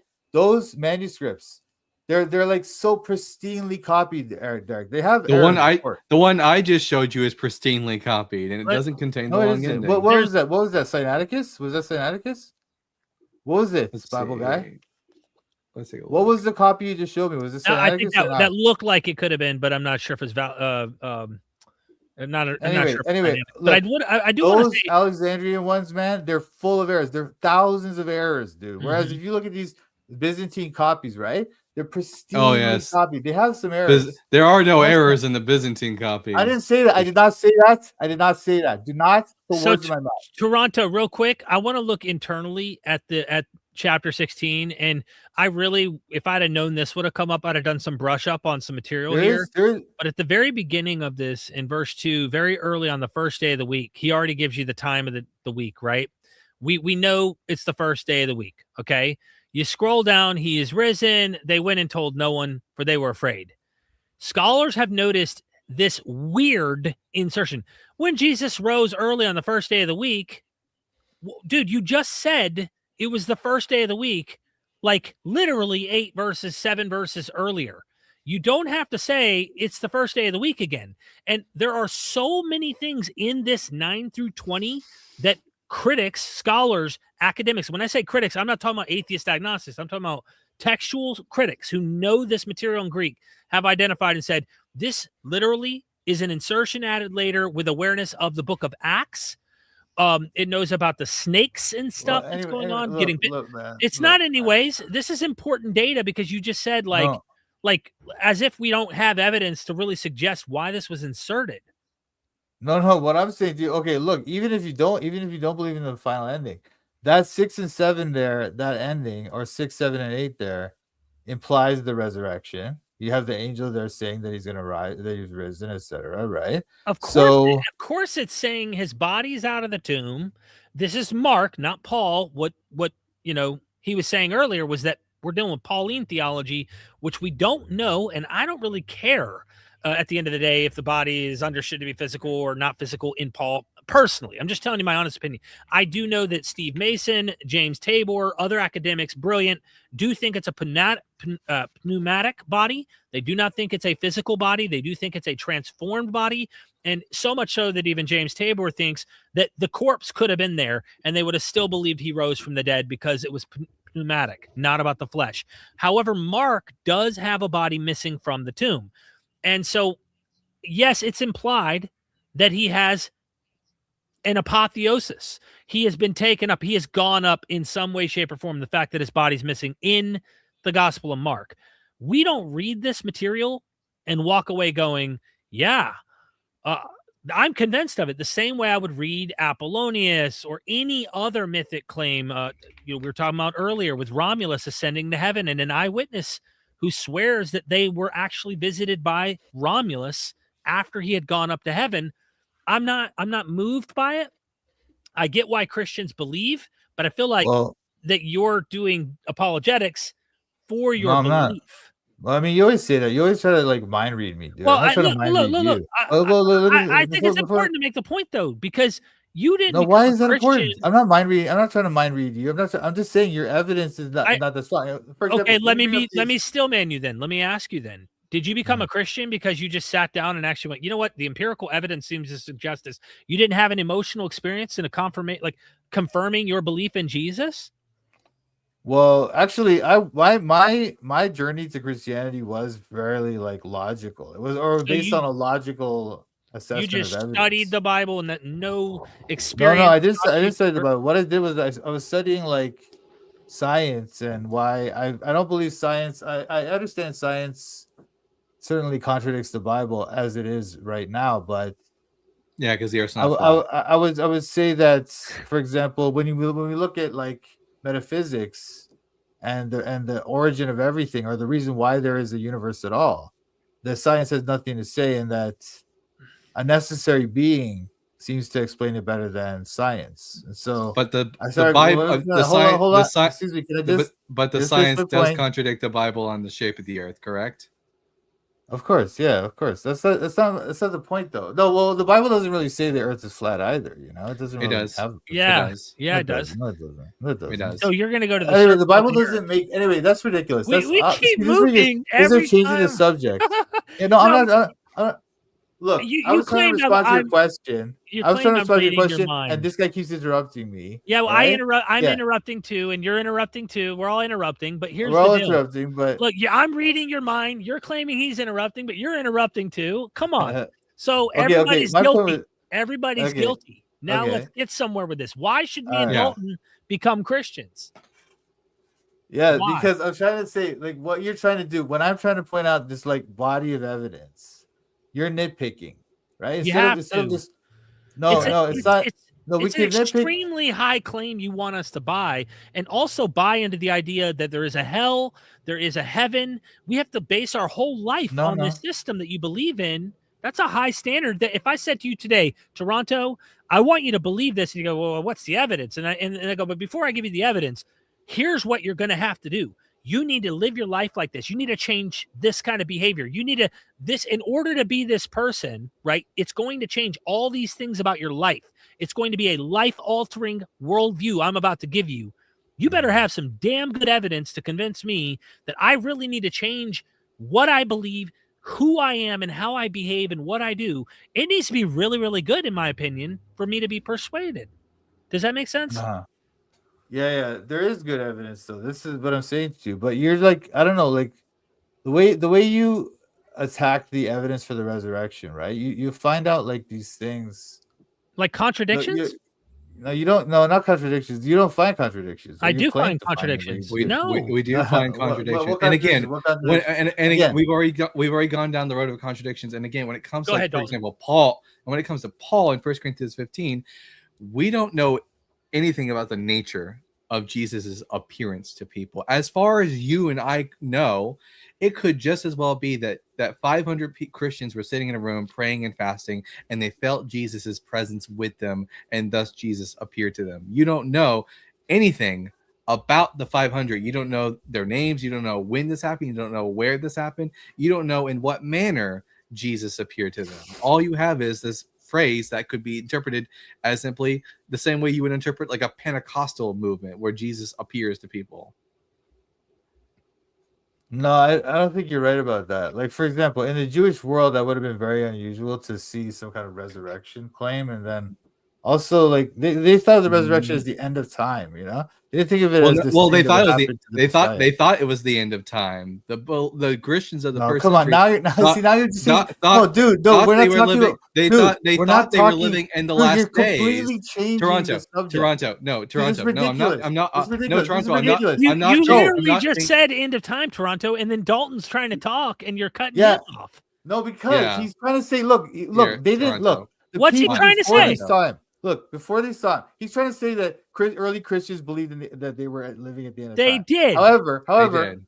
before the resurrection, they weren't Christians. They thought their Messiah died. They wouldn't They have still believed. thought that Jewish people. Why would they in the believe first that? Why would they century- believe that? Jew- would because they believe- Toronto, listen. What a joke. Jewish people What? in the first century CE thought they were living in the last No, they days. didn't. They were No, they expect. didn't. Yes, No, they they did. didn't. That They they That wasn't like absolutely a did. general Why? belief. That was like a widespread belief. Toronto. Prove that. Prove Did that. Jewish people? Prove that's a Toronto. that was a widespread belief. Toronto. I'm Prove that. going to try to do it if you'd stop talking. Okay. Did Jewish people in the first century CE were they expecting the coming of the Messiah in their days?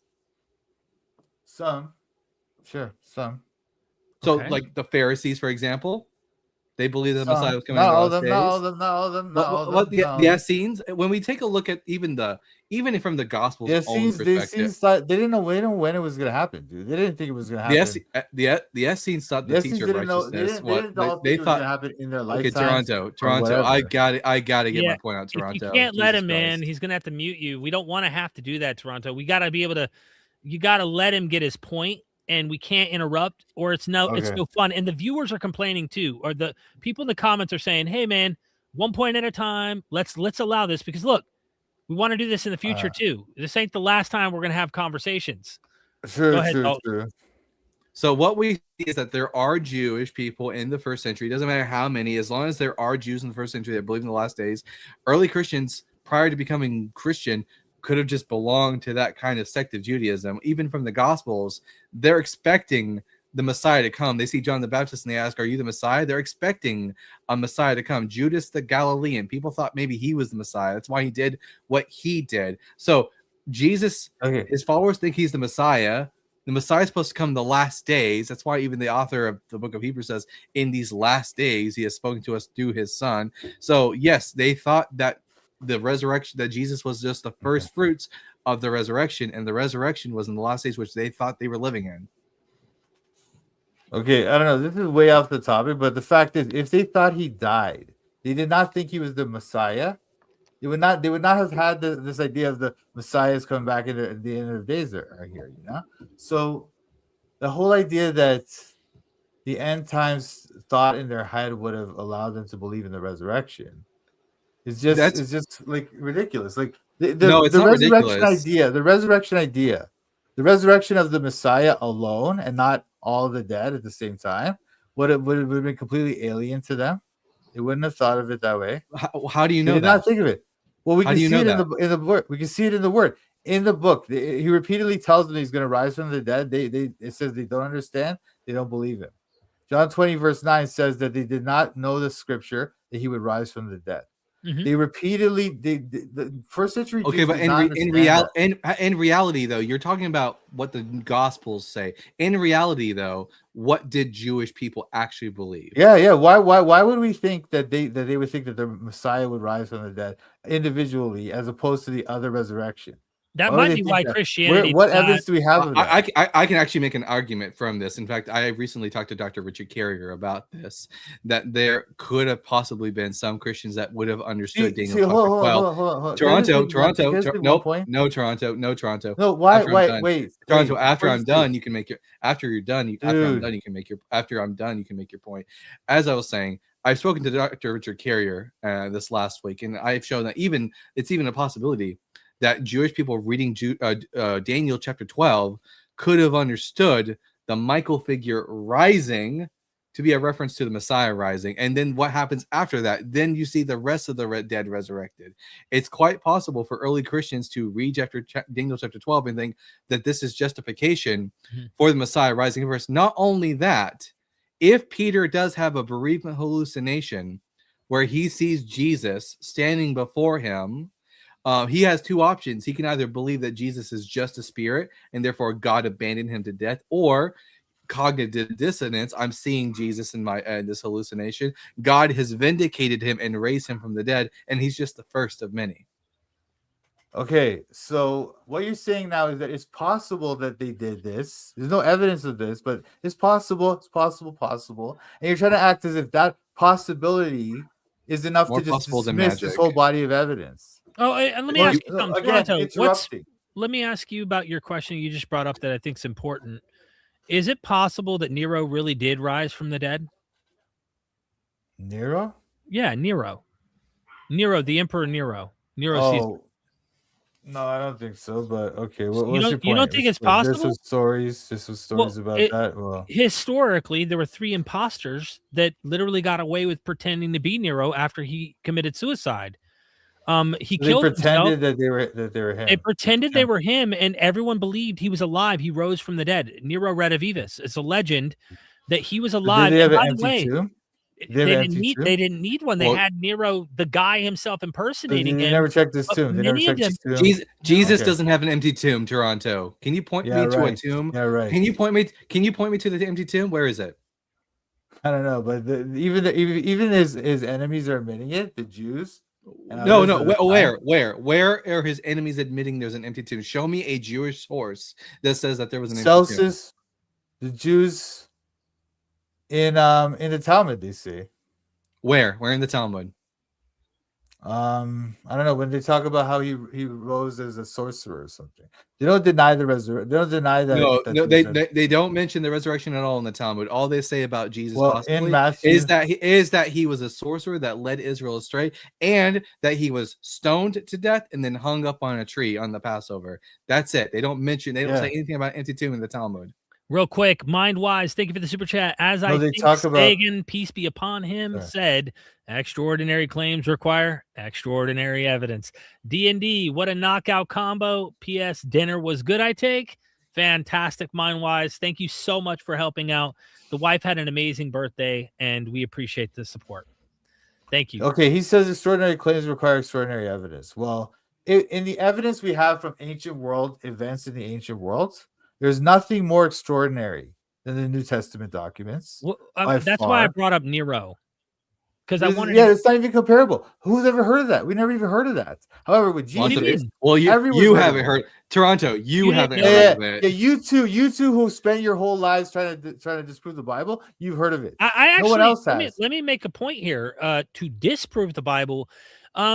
You might have a fair assessment to some extent that I have gone out of my way to try to test the validity of a world religion that once had its claws in my brain and in my life, and how I was supposed to view myself as this wretch whose righteousness is like filthy rags with a God who might cook me for all Look, eternity dude, and stuff. don't- look, That's a dude, huge don't- fucking that's no. not- That's a huge look, fucking thing to claim on It's someone. not- it's not- And then, it's not and what if it's someone's about. going to research that and find out that it's loaded with legend, it's got contradictions, which you deny. It's got problems. I don't it- think. it- Yeah, you did not I know you agree. deny them, but I'm making the point that when you discover that, you kind of want to know if this is true. You don't want to just come on to channels Okay. and just try to justify the thing you already believe.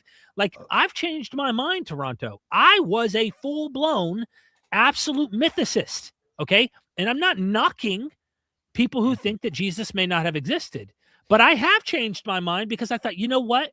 I am, at this moment in my journey, more persuaded there was a guy than there wasn't. So in my mind, I'm like, this guy's look, like, he I hasn't want to heard go with the Nero. evidence. I want to go where the evidence seems to point. Yeah, I'm not doing this to be facetious, but yeah, this commenter has a good point. Examusic's right.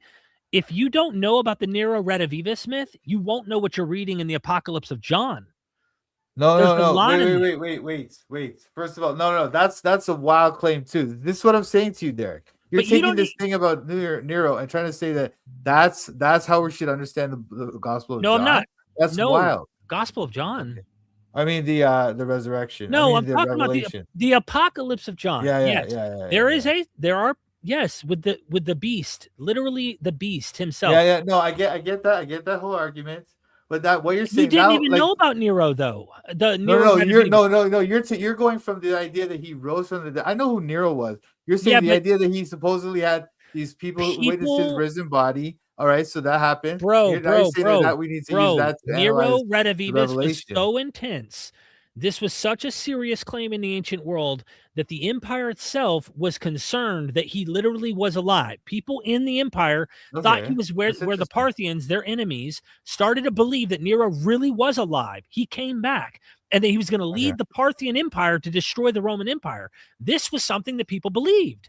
Now, we come to find out that's there were interesting. fraudsters pretending to be Nero. And the reason I brought this up, and I was hoping you would have known about it, but Mhm. you don't really know much about it. I'd request you look into it more, because people can claim things all the time. People could say they believe in things all the time. It doesn't. Yes.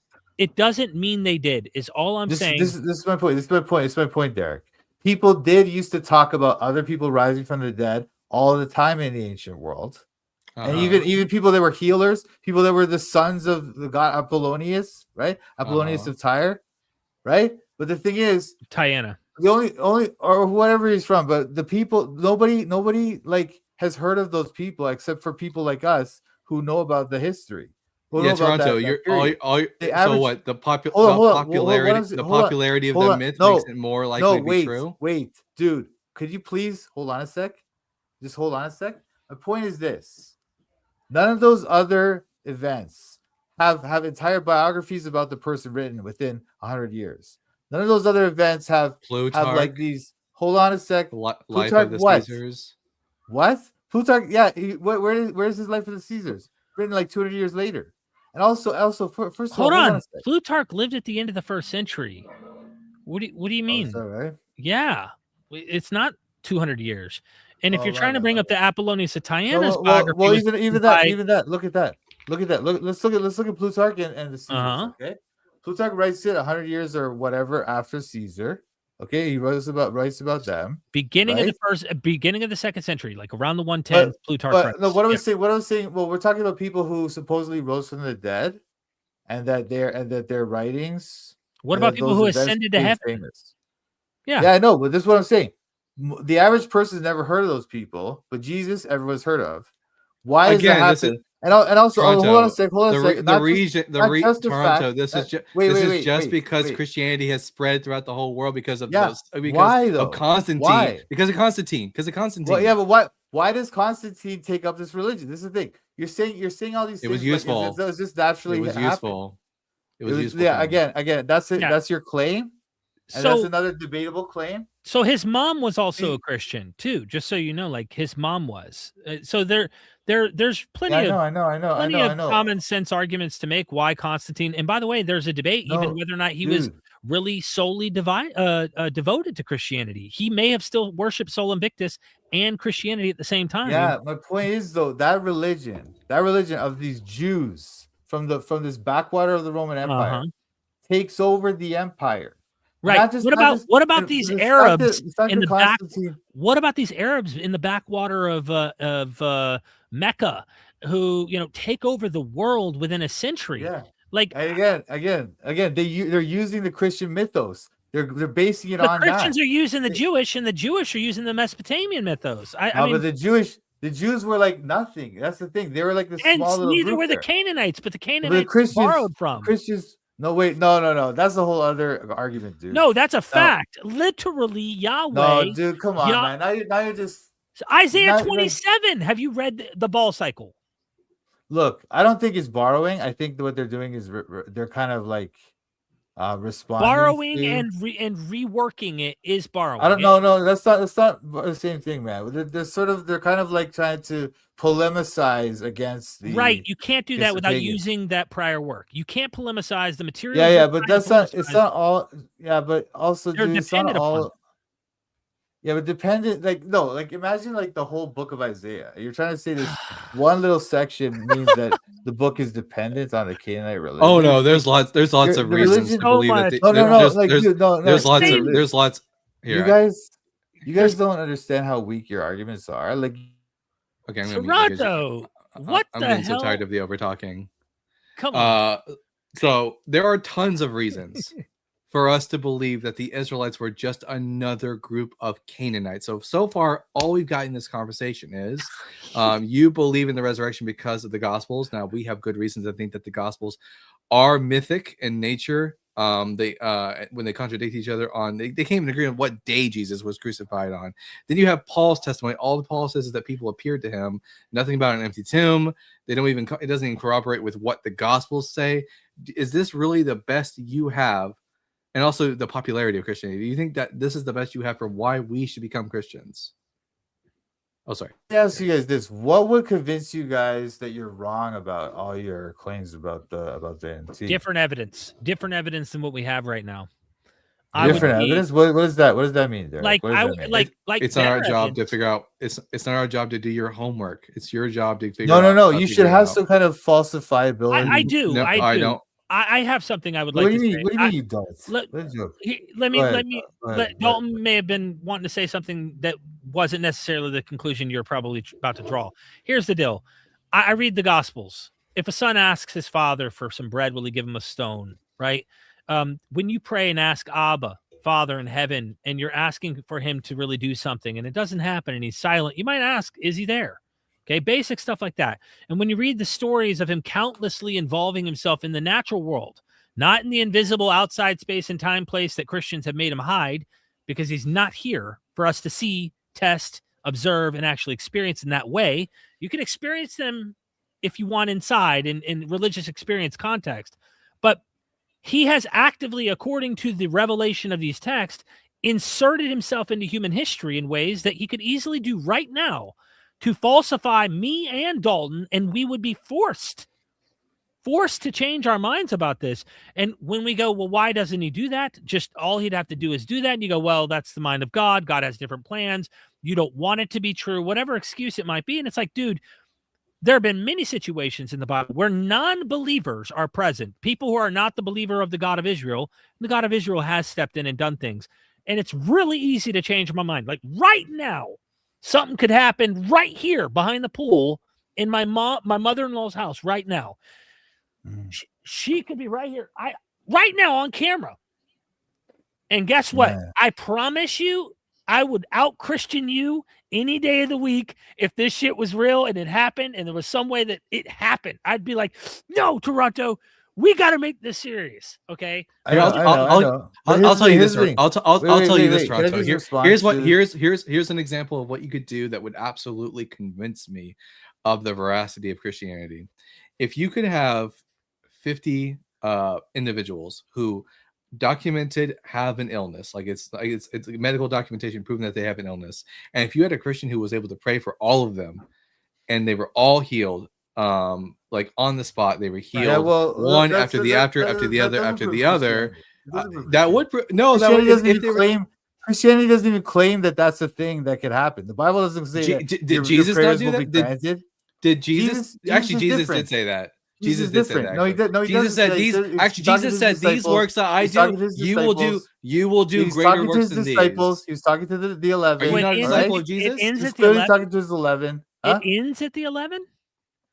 No, he was talking to the 11 when he said that. When he said that, I know, but are you a cessationist that believes the miracles have stopped? Oh yeah, I am. Yeah, I am. You are okay. No. I'm talking about apostolic miracles, and that has been the position of the church throughout most of human history. No, it hasn't. No. Yes, it has. Yes, it absolutely has. Oh my God. I'm not Wow. gonna let this fly.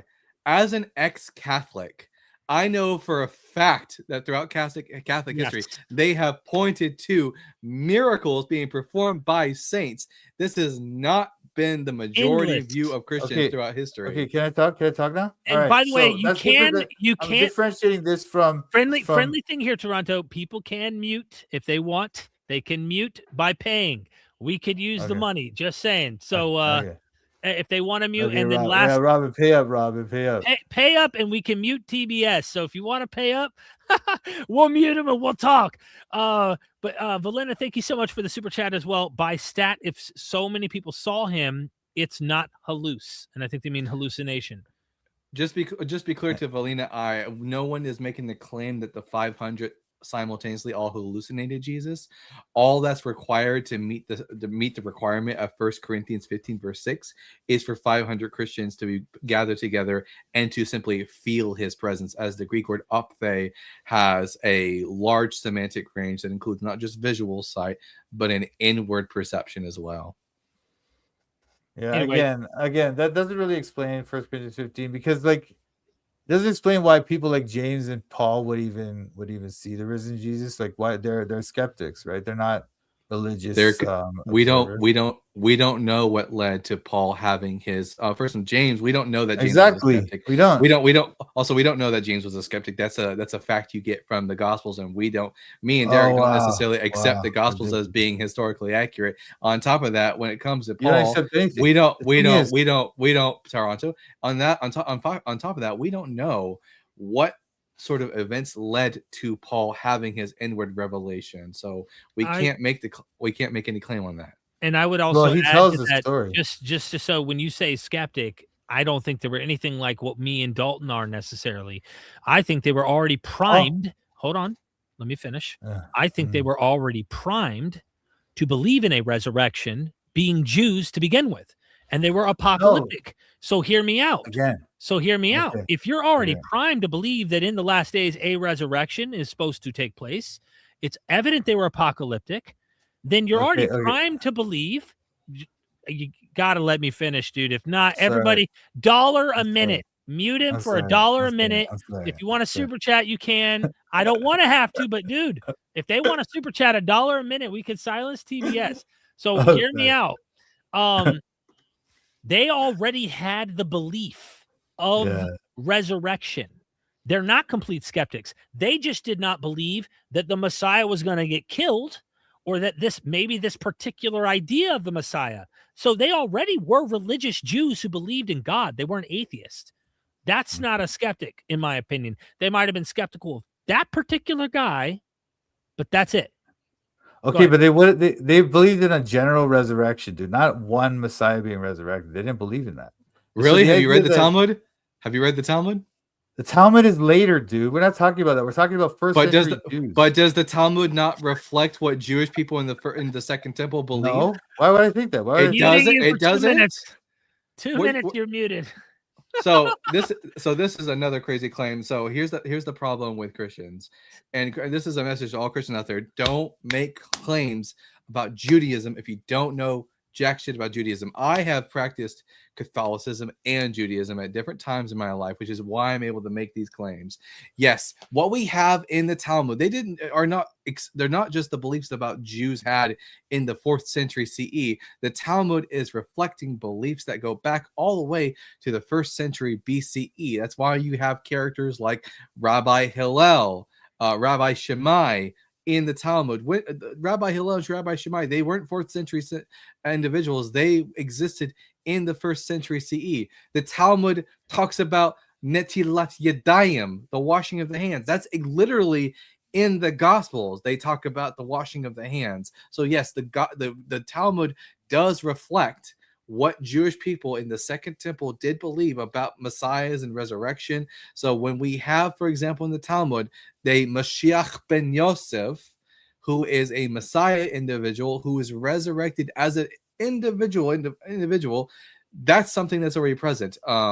Also, we have Elijah resurrecting an individual person. So there's that. Derek, did you want to say something? Dude, I hope my computer does not cut out on me. We got 47 seconds. I'm just relishing in it just because I appreciate everybody sending in super chats.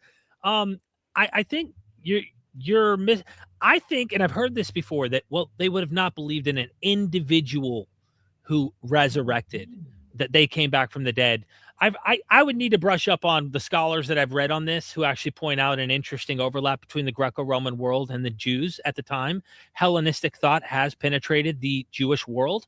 And yes, there were individuals who had apotheosis. In the Jewish context, apotheosis and resurrection often were conflated. So we do have an individual like Moses, who is said in the Old Testament to have died. And then, let me unmute Toronto here. To have died and not be taken up to heaven. But Josephus says he was taken up to heaven. So that's an odd thing, that he gets an ascension to heaven. But he doesn't get that in Scripture. Josephus is talking about this. So we really do need to look at the historical background, is all I would say, on how did Jews understand this material in the 1st century, and would it have been odd to have an individual as the first fruits to the general resurrection? I don't know. I don't know how weird or rare that would be. Well, okay, there's a lot of things going on here, but I would just say that, like I say, there was lots of stories about resurrections at the time, but the Jewish concept of it was end times resurrection. Now, if Josephus tells his story, I'm not familiar with that, but that's interesting. But he's recording events that other people have witnessed, right, or claim to have witnessed, and he's telling about it. He's not just making something up that he's not just talking about some like random Jewish thing. And also the Just, idea that the just, hold on. The idea that the Talmud, just dude, like wow, Christians today, wow. just like Christians today, and of every century since the first century, Jewish people thought that they were living in the last days. Again, that wasn't some universal belief that they all had. You're just Doesn't acting matter. like The New Doesn't, your Testament. views. doesn't matter. Well, it does matter. It absolutely does matter. And also, I don't even know. As long as there's any group of Jewish people that believe that they were living in the last days, that gives enough room for Christians in the first century to believe that, and for them to have a reason to believe that the resurrection was beginning. Enough room for you to possibly make this other inference about this other thing. This is what I'm saying. It's not an inference. Theories about hold on. Your theory, it's not an inference. The New Testament. Of course, the New it's an Testament. inference. The New Testament. This is what inference means, dude. Itself Come says on, man. explicitly. The New Testament itself explicitly states that the Christians thought they were living in the last days. Yes, and you're suggesting that anyway. Look, this is all over the place, because you don't have a solid critique. You have these like little nitpicks that you pull out. What you were saying about the Talmud, as if it's like some window to the first century Jewish thought. But it's a layered compilation. It has different views, different things. The Babylonian Talmud. Who commissioned the Talmud? Who commissioned it? I don't know. It comes from different works, man. They compile different works. Like, I don't know what you mean with commission. But before, I don't even know who is the leader? Who is the leader who started the writing of the Talmud? I don't know. Judah Hanasi. Yehuda Hanasi, Judah the Prince. What was the Talmud called? So where was he from? Where was he from? What era was he from? Was he from the first century? No, right? Doesn't matter. I'm proving a point right now. What do you mean it doesn't matter? Toronto. I'm proving a point right now, and it's really funny. So Toronto, before the Talmud is like the Talmud in the 5th century CE, what do we call this body of works as it existed in the 2nd and 3rd century? The corpus of the oral tradition. What is it called? The Mishnah. And then it gets added. And what gets added to the Mishnah? The Mishnah's compiled in 200 CE. And then you have the Bavli text that goes later on than that. So why should I think that all this stuff comes from the first What's the difference between I think what we're proving is that you don't know anything about the Talmud. We got a super chat. I'm not an expert in the Talmud. I don't have to be. The fact that you're trying to claim that it's some window into the first century. Gretchen, I had to mute you, man. All right, we're getting 5 minutes on the clock here. Me and 5 minutes. Testing Toronto's patience here. Thank you so much for the super chat. TBS, you're the one all over the place like a Jackson Pollock. Mute TBS. All right, you see the clock. Let's talk about this while Toronto here is hanging out, waiting. What like I don't know what to say about this. It sounds like to me, and once we unmute, maybe Toronto can answer this. Like he doesn't think the New Testament seems to be implying that they believe they were living in the end, like the end times. Do you think that that's what's happening, Dalton? Well, when we look at the book of the Hebrews, the author of Hebrews obviously thinks he's living in the last days. He says in Hebrews chapter 1, he says, long ago, God spoke to our ancestors in many and various ways by the prophets, but in these last days, he has spoken to us by a son. The author of the book of Hebrews believes that they are living in a new sort of, if you will, to use Christian slang, dispensation, a new era, a new epoch, because the Messiah ushers in the Messianic age. This is also another Jewish belief. The book of Revelation talks about the things which must shortly come to pass, including Jesus' return. Paul seems to believe that Jesus is returning in his lifetime. He says, those of us who are alive and remain, talking about Jesus' return. It's quite obvious. And also Jesus, the authors of the Gospel of Matthew even put into the mouth of Jesus, having him say that he will return before this generation has passed away. It's quite obvious that we have Jews in the 1st century CE who thought they were living in the last days, and therefore, and also quite clearly from reading the New Testament, that Christians believed that they were living in the last age, and they've thought they've living in the last days ever since then. Every generation thinks that they're living in the last days. By the way, I can see the chat from Toronto's live stream. This is a shameless plug for you, Toronto, for being muted. I'll at least mention you have a YouTube channel. It's Toronto Bible Study. But he has fans in his audience. They're trying to make preterist points. I'm anti-preterist. And then how do these guys have platforms? Atheists can't be this dense. So it's kind of funny that coming from a Christian theological standpoint, they think that this is preterism because historical critical scholars identified that they had apocalyptic, fervent, end times apocalyptic expectations in the 1st century. And the entire New Testament, sure, if full preterist and partial preterist share the language of expectation that is near and soon, okay, then they get that part right. Where they're wrong is that it happened. And that is where we would come in and go, sorry, failed. That's apocalyptic expectation that failed. I just think it's funny to see your fans come in here and try to talk crap about us. Like, I know full preterism and partial preterism. I was both for many years. And once I discovered critical scholarship, I was like, man, why didn't I think this just failed? Why did that not dawn on me the whole time that they just had false expectations like every apocalyptic movement in history? So anyway, we got a minute and 30 to relish in this, Dalton. Anything else you want to? Yeah, and another clear example. Again, I'll give the same example I gave before because it's a clear example. The New Testament, if you read Mark chapter 7, Matthew chapter 15, we see an incident where the Pharisees are up Jesus's ass because he's not washing his hands before they eat. By the way, that's not something in the Torah. That's something that's part of the oral tradition of the Jewish people. And that oral tradition is elucidated in the Talmud. It's called Netilat Yadayim. It's practiced by Orthodox Jews to this day.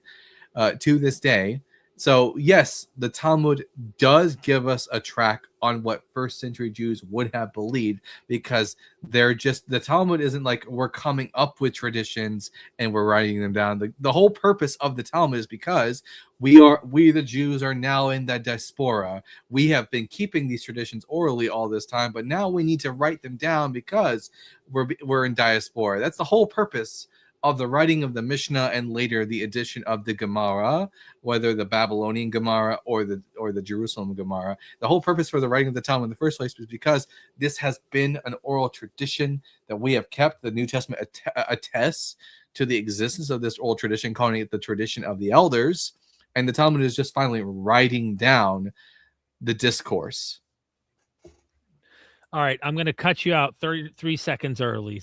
There you go. Okay. So anyway, Thank you for the super chat.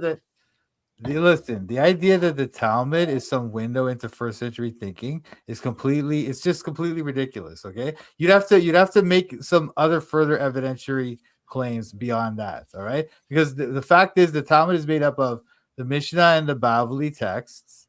Bavli is not finalized until 600 CE. What do you think Bavli is a reference to? What do you think Bavli is a reference to, Toronto? I don't know. Isn't it all those like different debates they were having? So after the Mishnah is composed,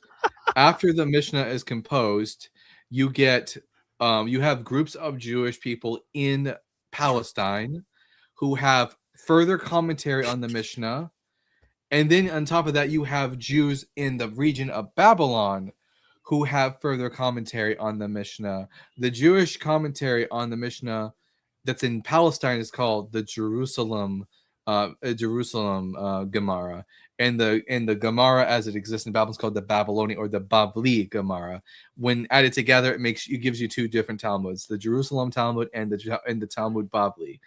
The only difference between these two is not in the Mishnah. The Mishnah is the same. The difference is in the Gemara, or I guess the plural here would be Gemarot. The Gemarot would be that one is from Palestine, one is from Babylon.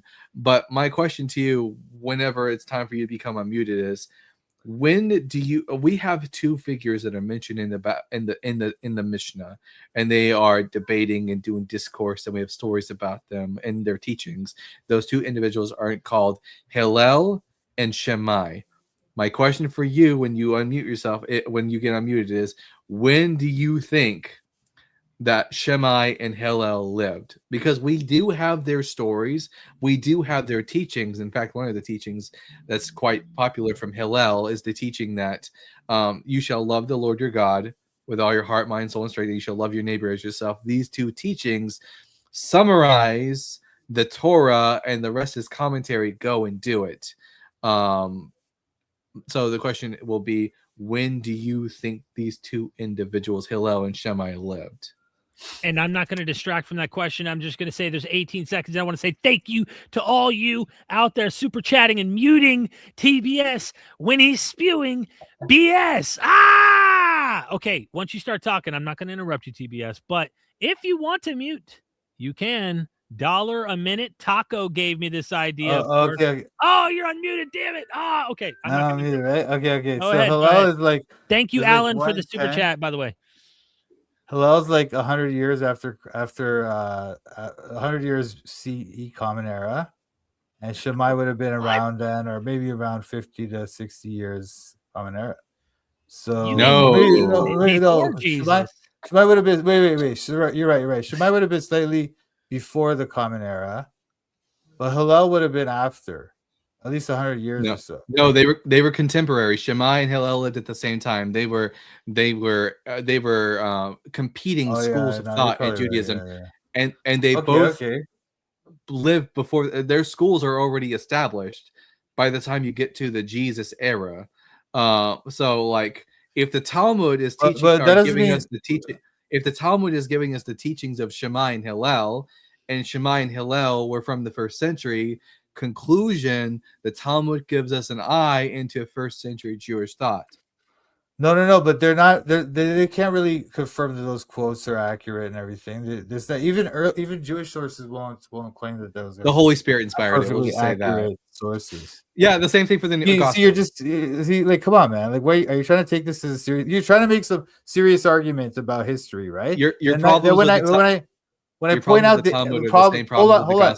When I point out the problems with your theory, you just ignore them or you laugh it off. Like, what are you doing? Well, no, by that same metric, then we don't know what Jesus said. No, that's a separate debate, dude. We're not talking about what we're talking about is your claim that the Talmud provides some kind of window into first century thought. Therefore, we can just assume that they thought that they were living in the last days, and by that you mean that the resurrection was right around the corner. Which again, we don't need to think that.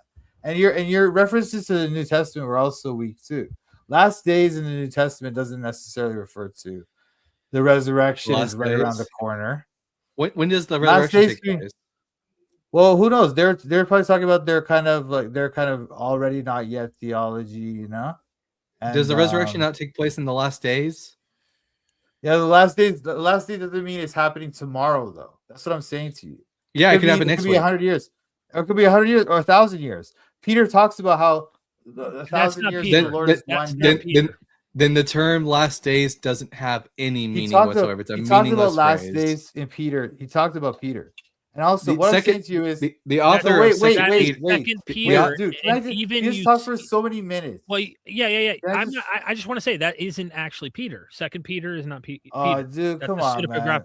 See, that's your claim, dude. That's not just a like critical scholarly position. Many academics. Yeah, sure. I agree. Even Eusebius questioned this, man. Like, I mean, this is. I agree. This was not that's not a really disputed one. That's a pretty common answer. It's disputed. No, I'm saying that is not commonly disputed. Like, you might have some super like conservative scholars, But It's like not super conservative, dude. There's a large minority of scholars that dispute large that. minority, Yes, it's a minority. I'm not saying it's a majority. a really But big what's small. funny? I'm I'm just not suggesting. I'm not suggesting it's a majority. I'm not suggesting that. Of But course you it's have to not. understand the majority is largely a lot of secular authors too, right? No, That's I why. would But not. religious I don't know if that's Re- the majority. religious scholars would also agree. Dr. Raymond Brown, for example, would agree that Second Peter was like second century, not by Peter. Yeah, I'm not saying all religious scholars agree with me either. What I'm saying though, there is this fairly sizable minority. Anyway, my point is, look, Thank you for my the point super is this. chat, Look, Melinda. this is what I'm saying to you. This is what I'm saying to you. Like, I give you guys some evidences of why you should believe the resurrection, and you're coming with these like inferences from these possibilities. It's possible they thought that it was the end times, and then if we can infer from that It's if not they thought it was the end possible. times, maybe they thought that Jesus was Not risen. possible. and- It just The is the fact text- that they thought they lived in the end times. Yeah, No, the no, no. text It's over and possible. over. It is the last hour. If we want to discuss that, I talked about last days not meaning tomorrow. Toronto, Last I days have a doesn't mean- I have a principle when weighing these things. When you hear hoofbeats in the distance, think horses, not unicorns. My belief is just more parsimonious. No, it isn't, because you're ignoring the fact that, like, as I was saying to you, Peter says that a day is 1,000 years. It's not just from Peter. It's also in the Bible. That notion that the that's last just the author. days. That's just the author of Second Peter coping with the fact that Jesus had not No. yet returned, even though it No. was the second century. Again, you're just saying that. The fact No, is, I'm not this- just saying this that. I'm just notion reporting is on in the scholarly Deuteronomy. consensus. Excuse me. Hold on. This notion that the day to the Lord is 1,000 years is in Deuteronomy. It's in the Bible. That's a concept in Where? the Bible already. Where in It's Deuteronomy? in Deuteronomy, isn't it? I can't Where? remember now exactly. The author of Second Peter is quoting the Psalms, although quoting it incorrectly, where it Oh, is it says in that Psalms? 1,000 years is like yesterday to you. And again, these are the Psalms, which are what genre? Yeah. So what? That's Peter's also Poetry. using that idea, but It- poetry it's doesn't poetry. mean that that's not a theological truth. That's my just point the is- my author. point is That's, that- that's my just the point psalmist is that- saying that time Dude, that because of dude, God's my that's point just is the psalm, that- that's just the psalmist saying that Excuse because me, of God, excuse me. because of how God is so ancient that Dude, our human scale of time doesn't my mean the same point thing to him. is- But if Jesus says to a Wow, human dude. audience that these things will happen soon, unless speaking to a human audience saying that something will happen soon, if soon doesn't mean soon, then don't. I think God would be smart enough to not use the No. word soon. Look, this is a theological truth that's in the Psalms. It's poetic, but it's a theological fact. For 1,000 years in thy sight, are but as yesterday when it is past, and as a watch in the night. When it is past, 1,000 years is but a day to the Lord. So when That's they not- say the last days, when they say the last days, it doesn't refer to necessarily this week. And also, as I was saying to you before, you talked about Jesus supposedly saying he was going to come in this generation. He's coming in the clouds. Coming in the clouds is referring to him coming to earth. It's coming in the clouds, like in Daniel chapter 9, when he comes to the with the Ancient of glory. Days. He says that he will Or Daniel come with 7, the glory. sorry. He says that before this generation passes, the Son of Man will come in his glory with his angels to bring forth judgment. Yeah. What is that a reference to?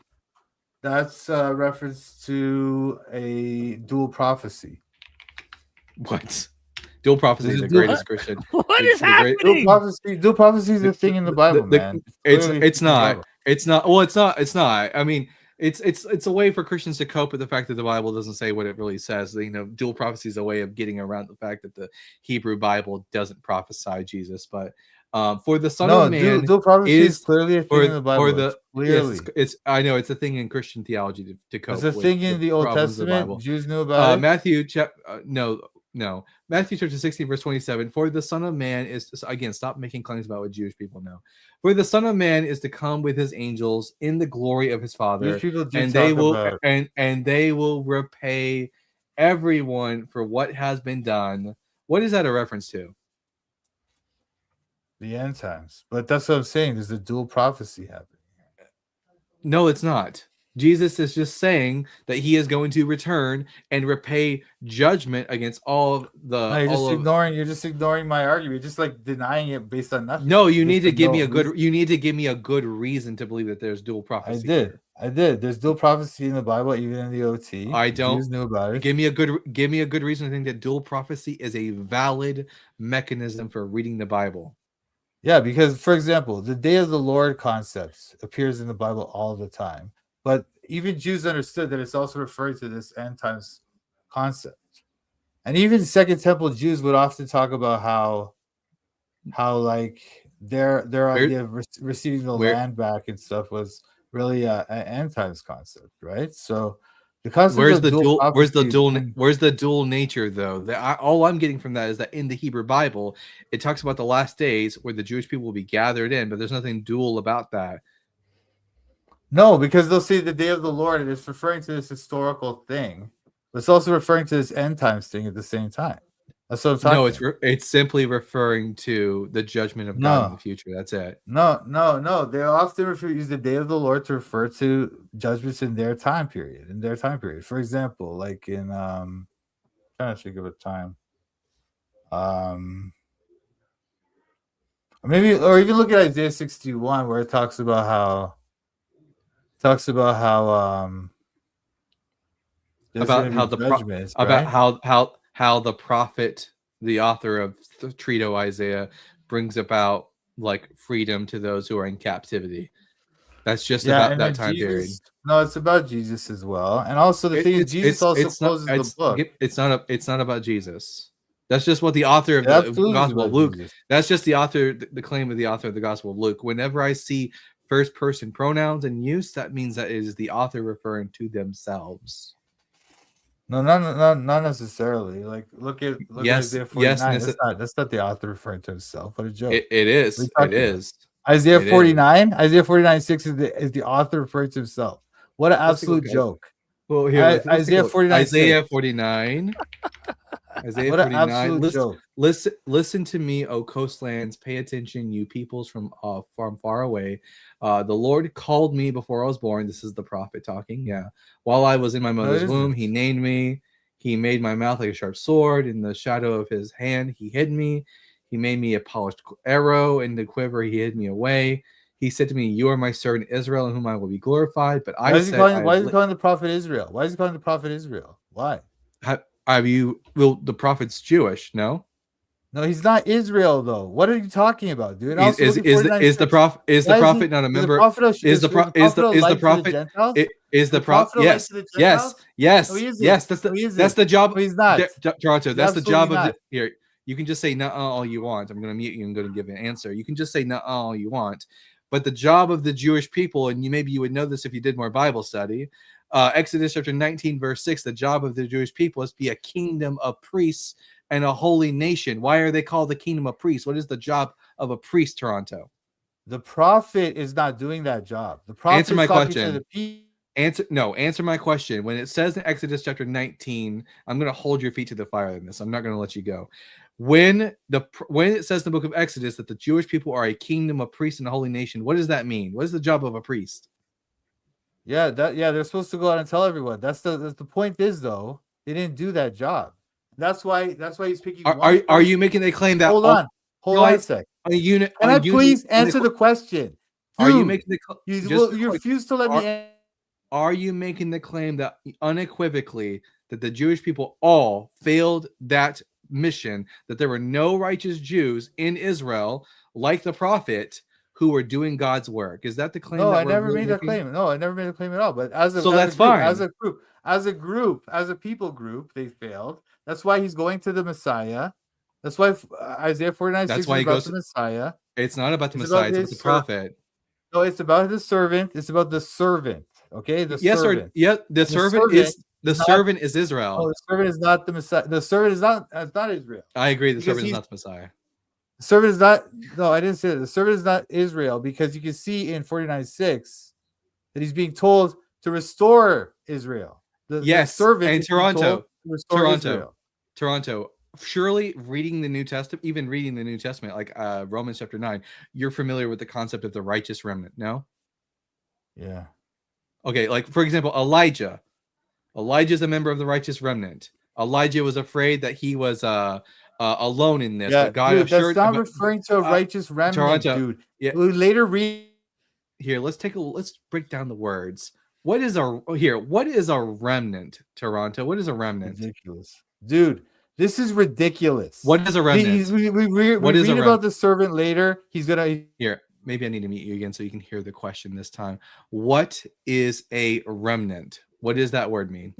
A remnant is a group of people who continue to believe even though the rest of the nation is turned against God. And this is not talking about that. So this is not talking about that. It's talking about one person. Well, no, it you is. Just think that. And also So, question, Toronto. During the Babylonian exile, was there a righteous remnant of Jews that continued to be faithful to God in the exile? Yes or no? Yes, of course. That's not the point. That's not what this is about. Was the prophet a member of what? Was the prophet a member?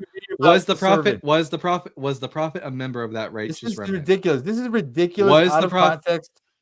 Was the prophet a member of that righteous remnant? Yes or no? Yeah, the prophet was. That doesn't mean. Okay. We read about the servant later in 52 and 53. Yeah, we'll get to that. The servant is going to appear in the future. He's going to grow up. No, not appear in the future. That's not what it says. We're going to get to that in a second, though. So the prophet in Isaiah chapter 49, would it be the job of the prophet, who's a member of the righteous remnant, to bring back the lost of Jacob, the unrighteous? Is that the job of the prophet? The servant is there to. The prophet is there to help the remnants, and he's just talking to them. His job is not to bring back anyone. His job. Yes, that's the whole. Hold on. I'm gonna. Toronto, that's the whole job of prophets. The whole purpose of a prophet is to proclaim to the people who are walking away from God that you have sinned. You need to return to God and repent of your sin. Is that not correct? Okay. Why does Isaiah 6 say that he should go and close their ears, shut their eyes, and so that they will not hear him? He's going to harden their hearts. Now we're talking about proto Isaiah. Now we're talking about something else. No, that's God's direct instructions to the prophet against what you're saying. To a different prophet. Absolutely against what you're saying. No, to a different prophet. Again, you're just making up. You're asserting your theories Toronto. about the book. You're just asserting your theories that they're true. It's not just a mere theory, Toronto. You're crashing out real hard right now. No, it is an established fact that the author of Deutero-Isaiah is a different author from the author of Proto-Isaiah. Toronto, the prophet Isaiah. Derek, hold on a sec. This person's trying to make the claim that the prophets all had to. Their whole job was to bring the people back into God's like, I don't know, his role, right? But I mean, in Isaiah chapter 6, it says that no, God is commanding him to harden their hearts, stop their ears, close their eyes, because they will not listen to him. So he's not there to do that. And also, until what? Until what? Until how? No. Until what? Bad exegesis. Yeah, I know. Bad exegesis on your part. The eyes of the people are closed and their ears are stopped. Until what point? Did you read the rest of Isaiah 6?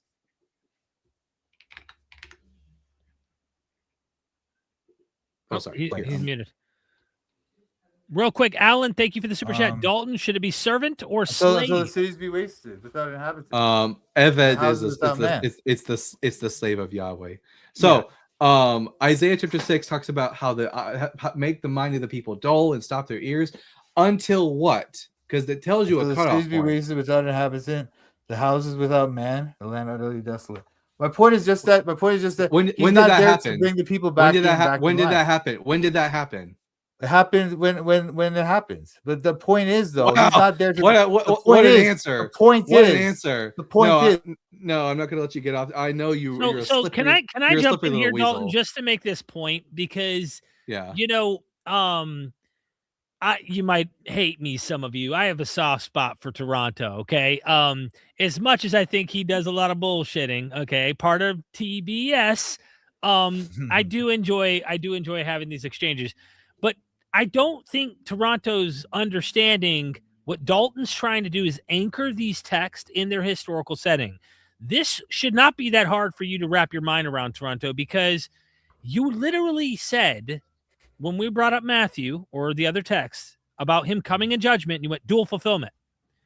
You should be easily accepting everything Dalton is saying about the prophet, its historical context back in the Old Testament, and then just going, but listen, there's a deeper secondary prophecy in the historical original context. You literally should have just pulled that card out. You never did. You're fighting something you shouldn't even be fighting, because you could have just pulled out the dual fulfillment card 5 minutes ago and not been muted once and just accepted the very thing, because what Dalton is saying is historically accurate with these texts. The problem is Dalton does not follow you to the New Testament, meaning we both will agree with you that the New Testament authors are trying to pull from those texts, but we do not believe they're real fulfillments of that material. And so I hope that that makes better sense and gives you something to work on, Toronto. No, well, what he was saying that I was saying the dual fulfillment thing about 61, and he was trying to argue against it, right? But now with this one, what he's saying is something else. He's saying that he's that anchoring it back. He's anchoring it back here. Okay, you're trying to make it only one fulfillment, and you're trying to make it Jesus. No. Well, no. Well, let me just make this clear for you. 61 is a dual fulfillment. I agree. That's my view. He thinks that's incorrect. What he's saying about this other scripture now that we're talking about now, Isaiah 49, right? Right. He's suggesting that servant has no other fulfillment at any other time, right? And that in that moment, it was about the people of Israel, right? But I'm saying to you that there's no dual fulfillment with that prophecy. That is strictly about the Messiah. How do you know that? Because there's no element of dual fulfillment there, you know? There's no element, there's no reason why I should think I would say there's no element of dual fulfillment in Isaiah 61 either. Yeah, that's different though. That's different where you're suggesting that Luke is just completely wrong about it, you know? You're suggesting that there's no reason to believe that. Like, yeah, he's doing what you're doing. He's just taking the old Hebrew Bible out of context. You've given there's nothing in the text of Isaiah. There's nothing in the text of Isaiah 61 that would even signal to me that this is there's supposed to be a dual fulfillment. I'm just looking at it for what it is in its original linguistic and historical context. No, there is reason to believe that there's a dual fulfillment there, because there's lots of, for example, there's a thing with Cyrus in 45, right? Cyrus is kind of represented in 61 as well. It's like this idea of the judgment coming in their time. There's no Cyrus that is references sort of in Isaiah 61. No, I know, but that idea of the idea of like the judgment coming at that moment, that he's going to bring the judgment. That's why there is this dual fulfillment. This is the thing. This is like complex. Like, for me to just come in here and just start riffing on this is difficult, right? But the dual fulfillment argument from Isaiah is quite strong, and it does involve the Cyrus element. Cyrus being this it's shepherd, not strong. the Messiah. The only reason whatever. You don't even know. Listen, dude. Toronto, can I just finish my point? Can I finish one point? Wow. If you came to this text without the starting of the New Testament, you would not think that there was any dual fulfillment nature in these works. No, again, you're not understanding the deeper nature of these texts. Now, the New Testament allows us to see them properly, but there is clearly this element there of dual fulfillment. For example, Cyrus is called the Messiah, and he's a shepherd, and he's a this, he's a that. He's gonna save the people. He's going to bring judgment against the enemies, right? And then we see this again in 61, the judgment against the enemies, freeing the people. And so the idea that this is really about the Messiah, the ultimate Messiah, is present in the text, and there's other elements there as well. No, why should I think there's anything in the text beyond what the text says? Without like starting with, I just told you. No, all you've described. And also, by the way, your argument of 49 is ridiculous. No, it's not ridiculous. By the way, you ignored the whole. Actually, you ignored the meaning of the actually you conceded every single point that I brought up. You did. You ignore the meaning of the pronouns. The pronoun is No, the you're singular- ignoring. No, singular you're pronoun. ignoring that. No, wait, no, not. Toronto. You're trying to You say- are. Toronto. When you're trying to say What? when Toronto. he says No, Toronto. Toronto. when he says Yeah. I am Israel, What is a first person pronoun refer to? it refers to a person. The person. Yes. The thing is though, it's referring to Israel, and it's referring to also he's gonna be a light to the Gentiles. Prophet is the prophet is not- prophet a Isaiah's member not of a light to the Israel? Gentiles. When was Isaiah Yes, he commanded is. to go to the Yes, Gentiles? he is. When was he commanded to go Exodus to them? 19. Exodus That's 19. not true. It's not true. It's not What- true. okay. That's Is like it true he's or not, false? he is not. He was not Toronto, commanded to go to the Toronto, Gentiles. Toronto. True or You're just making false? up stuff. You're just literally Are just making the up. Toronto? I know you. To bring Here, I'm gonna ask you no matter what you do. I'm gonna ask you this question: true or false? The job of the Jewish people, which the author of Isaiah 49 is a member of, is to be a kingdom of priests and a holy nation. Yes or no? True or false? Yeah, that's true, but that's not doesn't mean that the prophet was commanded to do that. He never was. Does God tell us in the Torah that the Jewish people keeping these commandments, that the people will see it and go, what a wise people these are? Yeah, but again, that's not what's happening in Isaiah. You're trying to this How do is you know? ridiculous exegesis. No, because How do you you're the one know? trying to say that this is some kind of proper exegesis when you're really It just is. reaching for this other. I'm text. not reaching. I'm just It has reading what nothing the to do text with plainly it. said. No, it doesn't. It does not plainly say that. It does does not plainly say that. Derek. What the text plainly here? You can ask Derek a question.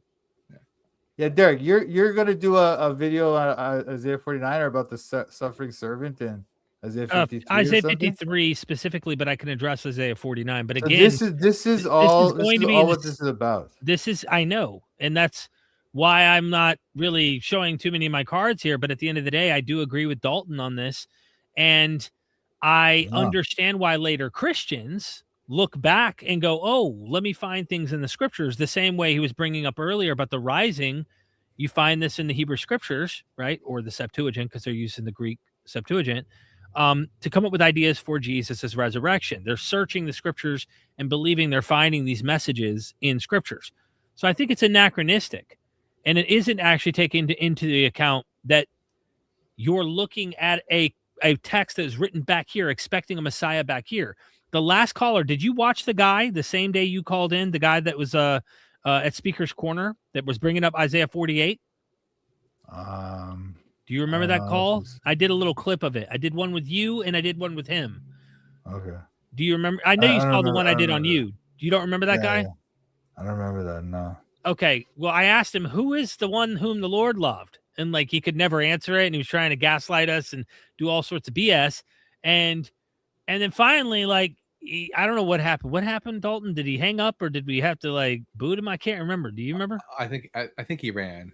He ran or something, but all he had to do was like a quick search and find out this talking about Cyrus the Great, and a few critical scholarly commentaries would help you understand the original context again, and then you could just pull your double fulfillment out if you really wanted to. If you said, "Hey, I need to keep this," a light just turned on my laptop so you could see me better. But again, you could just pull I don't want, because I don't like to pull things out, bro. I'm trying to do a responsible exegesis here, you know. So, but I think what too. you're doing, no, that's not what you're doing. It's not what you're doing. Jumping to Exodus 19. That is what that is. That is why. No, it's No, not that's ludicrous because That's absurd. you've already conceded that the job of the Jewish people is to be a kingdom of priests. That's obviously not what he's talking about there. He's talking about something else. He's talking about one person. Is the prophet a member of the Jewish people? Yes or no? Yeah, again, dude, I already told you how ridiculous this is. Stop asking me. I know you think it's no, ridiculous. It's anyone who understands exegesis would know this. You just it's saying it's ridiculous. ridiculous is not an argument. You just saying it's ridiculous is not an argument. Who else agrees with you? The what consensus do scholars agree with you on? The consensus of scholarship would agree with me that Isaiah 49 is not about Jesus. They don't say it's about the prophet. They do not. They say it's about the nation or something. They're trying to fit that in. Fun fact: the prophet is a member of the. The prophet is a member of the nation of Israel, specifically. But when they call him Israel, they call him the servant Israel, and also the servant is in the future. No, it's Isaiah not. 52, 53. No, look at the He is. tenses. What does Shall, mecholal? shall. What does mecholal mean? Mecholal in Hebrew. I don't know. What does it mean? Does it mean he shall be wounded, or he was wounded? Let me see. Let me see this one.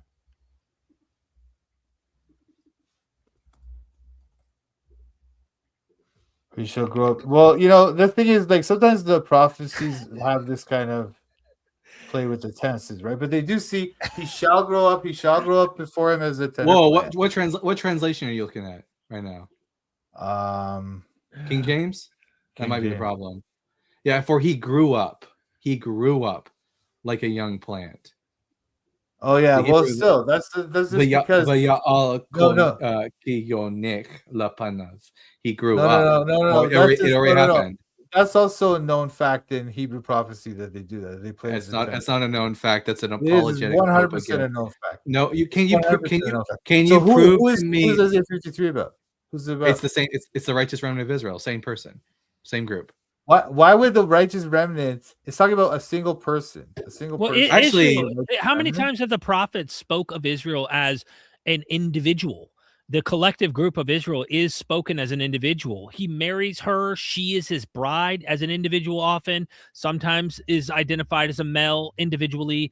But there are times where go read Hosea. I mean, literally. So when did this? So okay. So you're saying this happened in the past? Is that what you're saying? Yeah, the suffering of the servant. When did this occur? Suffering. When did this the occur? stuff When were in they the risen? Babylonian the rising, actually, if you read Ezekiel 37, tells you exactly what that's about. The rising is referring to the corporal raising of the nation. They were in exile in the land of the dead, and then God. That's why. Does Ezekiel not say that? Does Ezekiel not make that? What's the value? Have you heard of the value of dry bones? Yeah, of course, man. What was the value of dry bones all about? I think it's about the anti-resurrection, but yes, I do believe. Yes, I think you're right that there is a dual prophecy there again. But So what does the text actually say? Hold on. It says that they're going to rise from that. They're going to the bones. That the bones will be having flesh again. They'll rise, right? But yeah, that's. I don't know. Your exegesis here. And then Yahweh explicitly tells Ezekiel that the bones are the nation of Israel who are rising from their exile. Yeah, but no, it doesn't say rising from their exile. What does it say? It doesn't. Where does it say that? Yeah, rising from their exile. Where does it say that? They're dead people. The idea they're is dead. They're literally dead, and they rise from the dead. Where does it say about their exile? Anyway, look. So, and one more comment about Isaiah 53, though, that I think is worth noting is that there are some scholars who don't take it as the remnant, okay? And they understand it as a historical individual prophet from the past. Now, mind you, it is not the majority. That is not the majority. That is a minority scholarly take, but they understand it as someone like Isaiah, someone like one of the kings. It's one of the ancient prophets from the past, and they're not looking to Jesus to explain that answer is the point that I'm trying to make here. I know that later Christians... Huh? Yeah, go ahead. Sorry. No, I'm just saying, I know that later Christians do identify Jesus with this, but I'm making the point that historically in the original context, when you go to the scholars who are experts in that text, they will tell you like, hey, there is a dispute here, but it is the majority that thinks this is the righteous remnant. But there are some that think that it's this individual or that individual. And these are historical individual back there, not a future individual. So either way you slice it, you still have to deal with the original intent, original context that seems to be implying something back there. And then again, if you're a Christian and you need, to say, hey, no, this is still Jesus too, then dual fulfillment. You pull your dual fulfillment card out, even though we're not convinced of that idea. I mean, you could still do that if you absolutely must. But you understand where we're trying to, if I was going to open a different book, we're stuck on Isaiah all of a sudden for the past 45 minutes. But like if we went to open up Hosea and you went, nah, bro, that's not talking about the people of Israel. That's not the people of Israel back here. It's talking about Paul, because Paul quotes Hosea in his letters to the Romans when he talks about my people Israel. You're not going to be my people. He's going to regather them. And then at the end of Romans 11, he says, all Israel shall be saved. No, Hosea is actually prophesying Paul's day. And I said, Well, but what about back here with Hosea and Israel? And you go, it's talking about Paul and his mission to the Gentiles. no. I'm just No, making here's a point, an analogy. I get your point. I get your point. But let me just say this: like, we do have a more nuanced reading than that, right? We understand that at the time they would have thought it was literally Israel, but by the Second Temple Judaism, they had already started, or some of them had already started to think of it as, wait a minute, this must be some kind of end times eschatological reunification of like God's people or something like that. That's what they started to already understand it that way. That's why when the Christian understanding of Hosea comes about with Paul's writing and other New Testament writings, it's not something out of the blue. It's something that had already been in Jewish culture at the time. But me and Dalton would still disagree with it either way, is all we're saying, because we do know we agree with you that Jews were doing this already. They were doing Pesher, they were Midrash. There was all sorts of interesting ways they were looking to their scriptures, and even this with the teacher of righteousness in the Qumran community. They were looking at him and using Isaiah 53 and other things like that. So we're not in disagreement with you on these elements, but we're trying to anchor your feet to the original context, to first just accept what's in front of your eyes and understand why the original context is saying what it's saying back here. If you can't get with the collective idea, okay, you disagree with Dalton, go find the historical critical scholars who identify an individual back there. Then use the dual fulfillment card to go to Jesus like later Jews do. We're trying to anchor you into the historical original context, though. That's why we're pressing you on this. That's why I don't think that's fair. But the thing is you're ignoring the possibility of prophecy here, right? You said you don't think that's fair?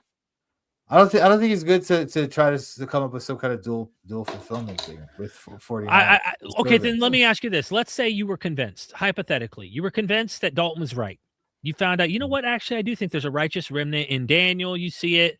There's a righteous remnant that's preserved. You see it in Isaiah. You see it in all these places. And let's just say in Isaiah 49, you go, you know what? Damn it, Dalton, you got a point.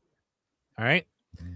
Would you then feel like you needed to look for Jesus? I mean, do you feel like if you found out that it was talking about the righteous remnant, what would you then believe? Let's say Dalton was right, hypothetically. Let's say he's right. Would you go, damn, okay, Dalton's right? Do you still need to put Jesus in the picture on that? Yeah, no, then I would think it's some kind of dual prophecy, I guess. But that's just like, why it's a would weird you do question that? to ask me. I know, but that's why I'm saying, why would you think it's a dual? Because the New Testament, okay, tells us this. Okay, gotcha. Okay, Isaiah 53. You know I what I mean? I don't believe it, but I understand why you're doing that, and that's what I'm wanting to show. That's all I'm wanting to do.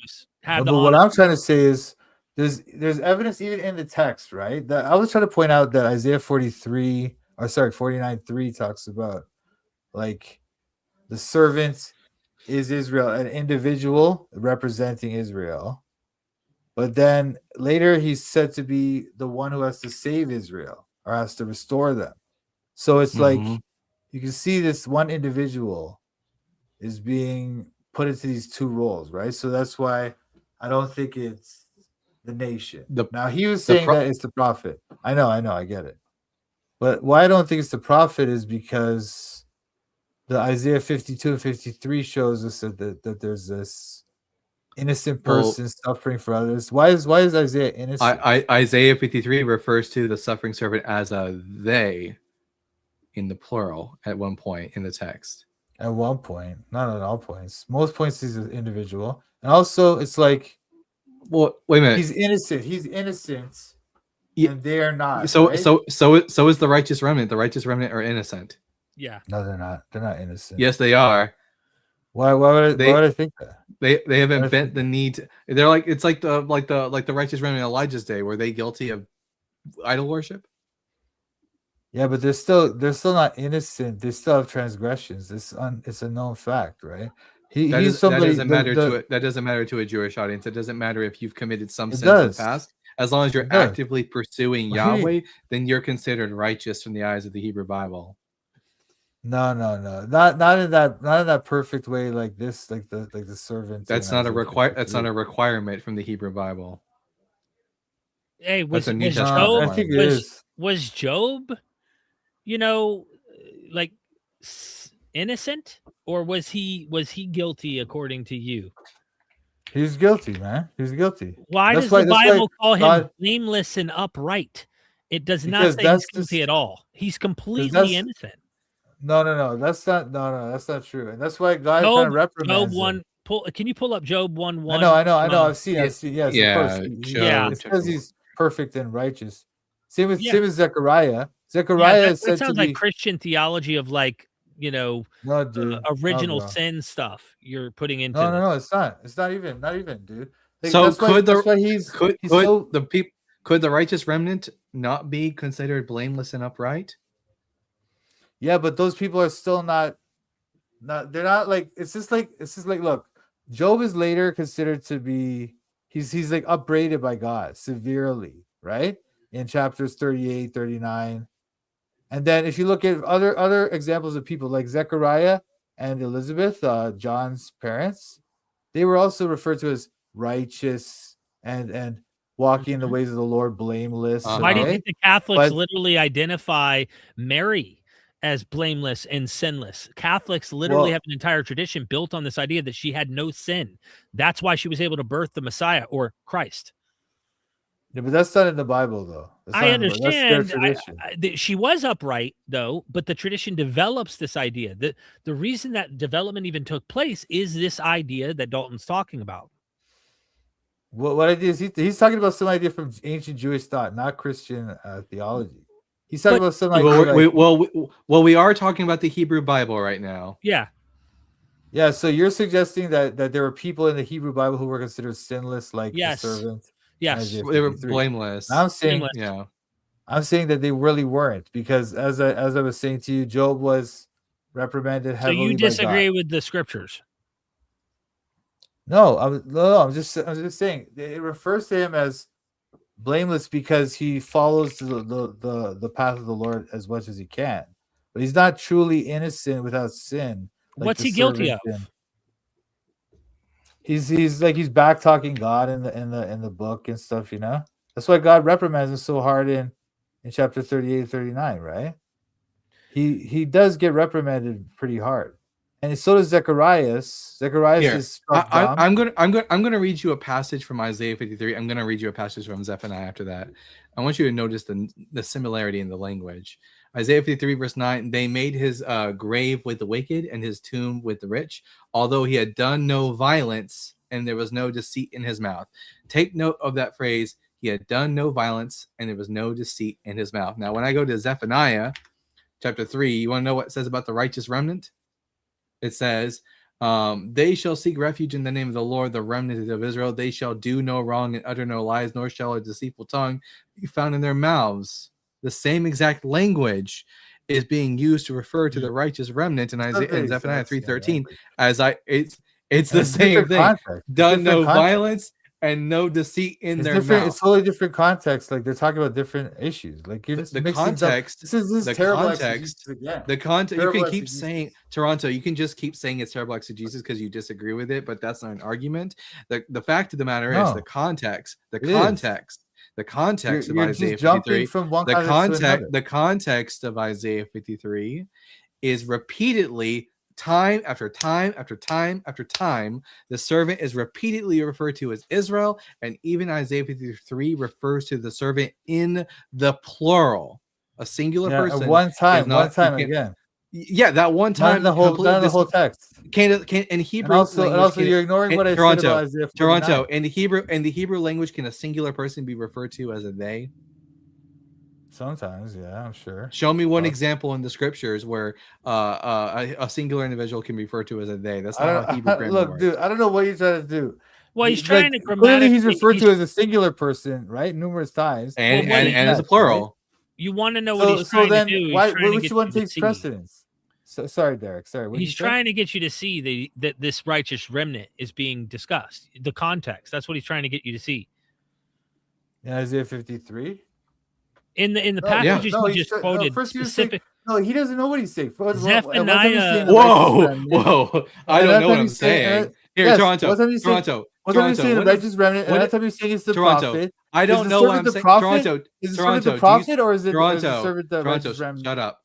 You don't get to come up here and say I don't know what I'm talking about. Toronto, do you speak Hebrew by any chance? I don't speak. Oh, do you speak it? Speak it? What are you I talking speak. about, dude? I speak I Hebrew. Mi I pesha studied ami Hebrew. nagat la mo. Oh yeah, well, wonderful, Don't wonderful. That's don't wonderful, dude. That has don't nothing to come do with up. it. You Don't tried to come up say, here.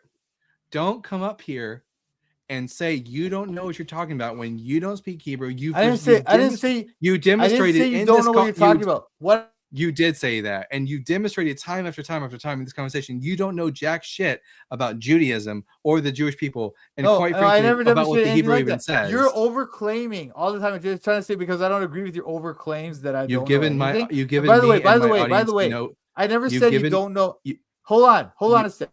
you've given neither me nor my audience any reason to think that I've overclaimed anything. You've just said nuh-uh this entire You have. conversation. You claim that the Talmud is some window into first century thought. That's ludicrous. Then just claim it. You claim. Proved it. You also claimed. No, you didn't Then prove. just claim you it. didn't prove anything Proved of it. the kind. I did prove You didn't Toronto. prove I know. anything of the I know. kind. I sure. Here, I'll refer. I didn't prove it to You Toronto refer to a second century. I didn't prove it to Toronto because Toronto is too stubborn and indoctrinated to take in any new information. It's amusing. But I think I've It's sufficiently ridiculous. proved it to the audience. You didn't prove anything of the kind. What you did I know was you think that. your audience of God haters would agree with you. Yes. What you did was you referred to a second century text, God haters, and another Do you text. think do you think I'm a God hater? I don't know, Derek, but you're certainly a rabid. Well, let me ask. atheist Let or me. something along the lines I of it. don't believe there's a God personally, but Okay. I'm not a. My whole family believes there's a God. You think I honestly just hate God? no. Well, you're certainly like you have a. If I don't think incentive. he exists, You like have an why would I incentive. hate? You have an incentive, Derek. I think you'll agree. Everyone to has push an a certain incentive. narrative here. My narrative is trying to figure out what the truth is and make the most sense of it. Yeah, so everyone says that, Derek. Everyone says that. Right. Everyone But says that. I don't What know I'm saying is, why make the comment though that just God haters, like we don't think God no, exists. I Even wasn't then, calling though, you that. I was seeing him in yeah, his your audience is. right? Well, I'm part of Dalton's audience as well. Even though we're friends and we have YouTube channels and we collab, I'm part of his audience too. I feel a bit like it's like saying you're a hater of and I say something that you don't believe exists. You're like, come on, don't straw man me. Like there might be some people. Don't get me wrong. I can look at depictions in the Hebrew Bible and see that God and go, F that God. I am not okay. I hate that image of God. I think that image of God is evil and wicked, and I think that's a terrible God if people believe it. I don't think it exists, but yeah, I could hate depictions of a God that is described in literature, especially if it's weaponized in the real world against people, and it is. But I don't hate God. Like if there was a God, I'd want to freaking know. I'm going to be honest. So I would just ask that you retract that last statement or be more nuanced about what statement you're making because things are getting emotional. Okay. You know what I'm saying? Okay. Fair enough. I'll retract that. What I'm getting at though is the idea that Dalton thinks that his audience is convinced, therefore he proved it, is not true. Okay, he didn't prove it. He's referring to a second century. Excuse me. He's referring to a second century text. Excuse me. Is not a valid. I like to make my point. I like to make my point before you interrupt me. He always interrupts me because he can't let me make my point because then he would show that he's wrong. He's referring to a second century text and a 6th century text to claim that they have some direct window into first century thought. Toronto, what was my? I want you to steel man my argument for why I think that the Talmud gives us because you were saying that they're quotes from Shemaiah and Hillel, therefore they're first century quotes, therefore this is a vision into first century thought. Again, we don't know that they quoted them accurately. We don't know anything about it. We don't know the Gospels quoted. We don't know the Gospels. Again, that's irrelevant to this argument. It's not irrelevant. Your argument was. It's not irrelevant. Your argument. Excuse me. Your argument was you don't hold equal weights and measures. And quite honestly, I'm washing my hands of you at this point. I'm tired of it. Look, Fern Love Bond, thank you for the super chat. Says, what if each interruption is a reduction to TBS's volume by 10%? When he hits mute, he waits on mute until whoever was talking is done. Mute TBS. And then there's another super chat. Robin Webster said, I hate God and Easter Bunny equally. Yeah, I hate God as much as I hate Voldemort. Look, I was making a point about how 2nd century and 6th century texts do not give you a window into the first century thought. And this person brings up the Gospels, how we don't believe the Gospel writers, is irrelevant to my argument against your claim. Your claim was that these 6th century and 2nd century books give us a window into first century thought because the quotes are accurate. When does Honestly, the we don't know mission? the quotes are accurate. You've already Hold on a no. sec. You've Can I make my already point? said Wow, dude. you've already conceded that the Mishnah, which contains portions from Hillel and Shammai, are from the 2nd century, not the 6th century, the 2nd century. Yeah, and we don't know when those quotes are from, which of those quotes are accurate, how accurate they are. That's a known fact. And the fact that you don't believe the gospel quotes is irrelevant to this argument that I'm making against your claim about the Mishnah and the Talmud. Okay, so that's all I was saying. So bringing that up is irrelevant. That's what I said. It's not irrelevant. This is what you're doing. This is what you guys do. You guys are nitpickers. You're not trying to look at the big body of it. You're not trying to give. Yes, you don't. Yes, you don't like us. You don't. Excuse me. Interrupting again. Interrupting. Yes, I would hate it too if someone was critiquing my worldview on. But guess what? You have an extraordinary claim, and of course, we are going to nitpick and critique your viewpoint. I'm not just going to accept the bullshit you say without nitpicking again, it. Swearing, ridiculous. Now nitpick. I'm fine. We're both adults here. We can both swear. What you're doing is you're not allowing a fair and precise analysis. Because as I try to make my points, you interrupt me. You bring up irrelevant subjects. You change the topic. This is how these call-in shows work. This is how this type of argumentation works. But it's not a careful analysis of the evidence. It's switching topics all over the place. That's why we've gone from Isaiah to first century Jews to all this different ground we covered. Real quick, Alan, thank you so much for the super chat. TBS thinks the Hyksos spoke Hebrew. I never said that. This guy's just. I have a literal list of all the wrong things Kurt says. And here, it's a living document. I'll just give you the same energy you've been giving me, Toronto. And that's my argument. No, I never did that. You're just saying that. When I try to explain why 2nd century and 6th century books are not a window into the 1st century, and I explain it with reasons and evidence. You say this guy didn't give us any. This guy didn't give us any reason. He's just being ridiculous. What? Yeah. Okay. I'm just doing anyway. it. That's what you do. It's what you do. You bring up like Exodus 19 which was pertinent. No, it wasn't. It wasn't pertinent. It was. Yes. It's the only reason it wouldn't be pertinent is if the author of 2nd Isaiah wasn't Jewish. No, because that's not what he's talking about. And then again, even there, you're trying to go from it's talking about the prophet to it's talking about the nation. You don't know which one you're talking about. That's what actually, no. I never said. No. Actually, I do know which one I'm talking about. It's the righteous remnant. And guess what? Fun fact, Toronto. The author of 2nd Isaiah is a member of the righteous remnant. So I know exactly what I'm talking about. No, again, that's ridiculous because he's talking about a single person. He's not talking about a group. He's talking about a single person. Except for in Isaiah 53 where it is a group. In that one instance. Yeah, and you haven't that one instance destroys your argument. And no, it doesn't, because the whole text is talking about a single individual. Why would the servant being referred to as a them? Because that does occur. That does occur in the New Testament. Or you see this, especially in prophecy, you see this kind of like looseness with grammatical rules, pronouns, etc. You see that quite a bit. That's not how grammar works. Not even. Yeah, you absolutely do see that in the prophets. You absolutely do. It's ludicrous to try to claim anything else. You 100% do. 100%. I'm sorry, Toronto. Between the two of us, who here knows how Hebrew actually works between the two of us?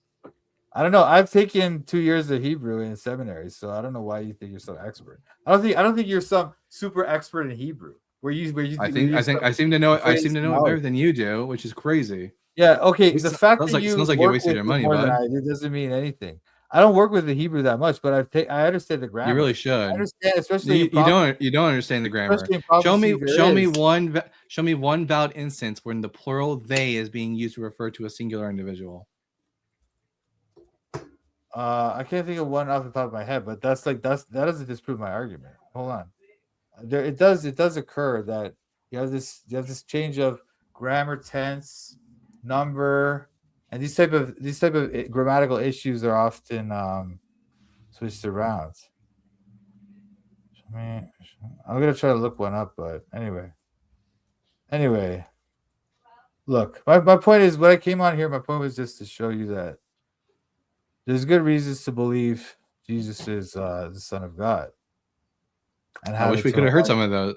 Wish we could have heard some of those tonight. You did. But what you did, instead of listening to my evidence, you kept interrupting me and cutting me off and bringing up irrelevant things, changing the topic. If you say 10 wrong things in a row, how am I supposed to remember everything? No, you don't even let me say say a few things. You start interrupting me immediately and just not even letting any kind of argument be set forth. I haven't been. That's obviously not true. Proper argument. This is too much meta. I don't think anyone cares for the meta, but anyway, the pronoun they is used by a singular subject. And Dalton, stop interrupting him right now. I'm kidding. I'm trying to find the thing that he was asking for. But look. Did you find one? No, I'm trying to find one right now. I'm looking it up. Okay. We're not going to interrupt you. We're waiting for you to find that example real quick. Now, if you can't find an example, I'll be curious to see your reaction. Okay. How's everybody in the chat? I hope everybody's having a wonderful evening, maybe, depending on. Wait, I was gonna say, Derek. Like, there's other things that are important to this discussion, like not just the resurrection, but also like. Did you find an example though, bro? I want to. Let's at least. Yeah. Well, okay. You do see this often. This case where they'll refer to like. The nation as a singular person. So, for example, yeah, that's acceptable in Hebrew. Yeah. It doesn't work in the reverse, though.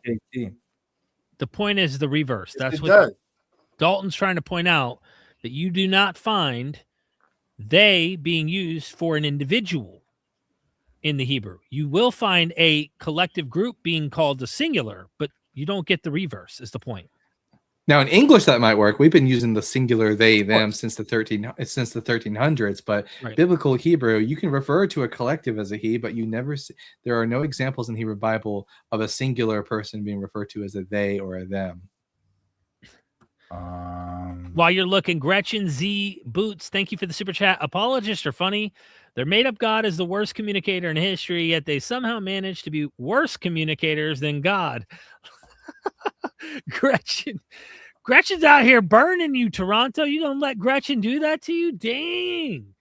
Thank you for the super chat, Gretchen. I want to see which verse from Isaiah 53 is it that they're referred to as 53 verse 8. The last 4 words of Isaiah 53 verse 8 is Mi pesha ami negat lamo, and lamo means they. Means because of the transgressions. The people, the transgression of the people. Yeah, because of the transgressions of my people, they were afflicted. The one who's suffering and afflicted is a they. Hold on. No, wait.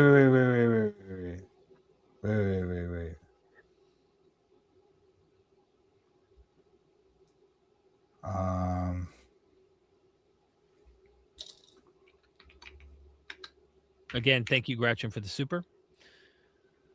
Here, I can just show you the Hebrew. Let's see. Share it. Might as well share it. Yep.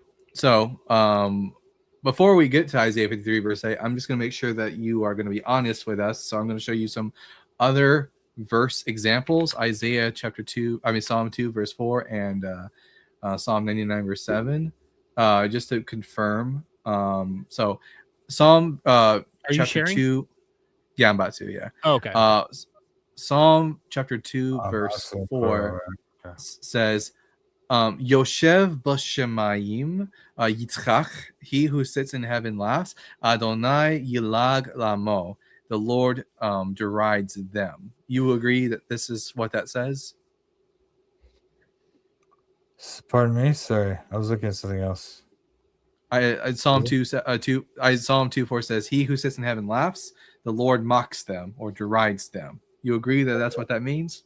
Yeah, sure. And notice the last word used here. It's the word lamo. Lamo. Lamed mim vav. We go to another example of this in action. Psalm 99 verse 7. But with the Isaiah thing, it's differently. Lamo could be used to refer to a kind of poetic. It's used in a poetic register. It is poetry, which is why it's also used in the Psalms. But it's poetry for it serves the same purpose as lahem in Hebrew, which is to them. So it says here that about but you can also refer to a single person. I would need an example.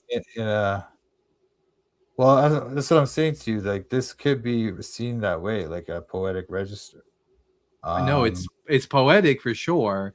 It's just a more poetic form of the word lahem, and lahem means to them. So v'chok natan lamo, and his laws he gave to them. There are 57 occurrences of lamo in the Hebrew Bible, and every time the reference is always to a multiplicity. What about Isaiah 44:15? Isaiah 44 verse 15 is also in reference to a multiplicity, as it's a reference to idols in the multiplicity, because even the Septuagint agrees with this, which is why if you look at the Septuagint, the authors translate all the verbs and all the nouns in the plural, because it's understood that the idol of Isaiah 44 is referring to not just one singular idol, but referring to idols. No, it says make it a graven image. It's like a singular graven image. Did you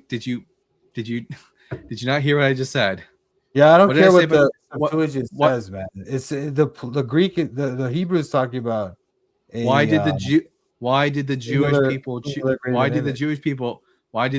people seem to believe that this should be best translated in the plural? What? The Jewish people? What are you talking about? The authors of the material. Who created the LXX? I don't know. We don't know. Why are you saying they're Jewish? Well, the translator. The author, anyway, whatever their position was, Toronto. The authors of the New Testament quote the Septuagint. Where did they get it from? That doesn't mean that they thought everything was right. That doesn't mean they thought everything was right. That doesn't mean they thought Jewish script. I got it. The Jews were wrong. I got it. Typical Christian response. See how your argument went from this detailed and technical analysis of the Hebrew to you just said nah. That's all you did. No, I didn't say nah. I said we don't know who translated the Septuagint, and we don't have to think that just because the NT authors quoted in some places that they agree with it in all places, and then we don't know that they agree with it in 44:15 because they don't quote that. So you're taking these things that are irrelevant to the argument and bringing them in because you're trying to mock me. You really just want it to be irrelevant, but the relevance is obvious. It's 100% irrelevant. It's not. When I quote the LXX, which was written by Jewish people, which is written by Jewish people, the Jewish people. How do you know it's written by Jewish people? How do you know that? Because Christians didn't exist yet. Because Christians didn't exist yet. So what? You don't know who wrote the LXX. You don't know who wrote. Oh wait, right? were the Romans? Did the Romans just decide to create a Greek translation of a Jewish book? Well, the story is that it came from the Greek, the Ptolemaic, right? 70 Jews translated it. Yeah. By the Alexandria. way, that's the story. Kurt has a super chat. Thank you for the super chat. Is the LXX inspired? According to TBS. Oh yeah. I don't think so. No. I guarantee you, Alan's not asking you or me that. He's trying to say because he's trying to suggest that the NT quotes in certain. Well, places. why would he? Why would they use the scripture in Greek if they didn't think it was inspired? You probably think some parts of it are, not all of it. So the authors of the New Testament were quoting a pagan translation. No, they quoted the parts that they thought were good. They probably thought that parts were good, but they don't know. It's not an authority on everything Hebrew. It's not an authority on everything. The passages they quote are good. The passages that they just happen to leave out, those we can just say those are all pagan. No, well, I'm just saying you don't have. You're trying to suggest. Excuse me. You're trying to suggest that it is authoritative, and I'm saying that that's not authoritative. It's just an I'm saying opinion. it tells us that the Jewish people of before the Common Era, No, you don't. that Again, the you don't know idols who did it. were in the. Yes, I'm not going to assume that. Okay, I'm not going to assume that it was made by like Romans or Egyptians. Like we know that it was made by Alexandrian Jews, unless you just want to like come up with a conspiracy theory about that the Septuagint was made by Satan or by some pagans, and the No, I authors of never the New said Testament just suggested happened that. to What a ridiculous pick yeah, trying to a mock me. few of Trying to mock the me good position. passages. All I'm saying is that they're not authoritative. It's not authoritative. All right. So you're trying to There's claim it is. We have no reason to nothing believe is- it is. Nothing in the New Testament's not authoritative. There, I can just do the same thing. I mean, this is just like it's not. This is a Again, big nothing. that's not This is not this is a- equivalent. it's a Not big- It's just equivalent. a big. You're It's just a suggesting big. you're trying to It's make a just a big secular nothing translational burger. argument. You're trying to make a secular translational argument. We're not talking about the New Testament being authoritative. We're talking about So only your only the argument passages for the quoted by translation. the authors are only the passages quoted by the authors of the New Testament from the LXX. Those are inspired. Only those passages. No, even like look, I'm not even suggesting look. The authors of the New Testament quote the LXX in places where it's clearly different than the Hebrew. Okay, so I'm not Okay. suggesting that they thought that it was authoritative either. They're using it in a way like kind of like So Isaiah Midrash, 44 is not Jewish, but is Isaiah 53 from the LXX Jewish and authoritative? I don't know, but what I'm saying to you is this: Isaiah 44:15 is doesn't we don't have to consider Isaiah 44:15 to be Oh, for authoritative. fuck's sake! What You guys are are you doing? What are you talking about? What are you guys laughing? I don't know what to do Hilarious. with you, Toronto. I wish I had some popcorn out here No, in this freaking You cold guys are weather. no, you're trying to make this claim that Isaiah 44:15 is somehow authoritatively like an expert on Hebrew or whatever.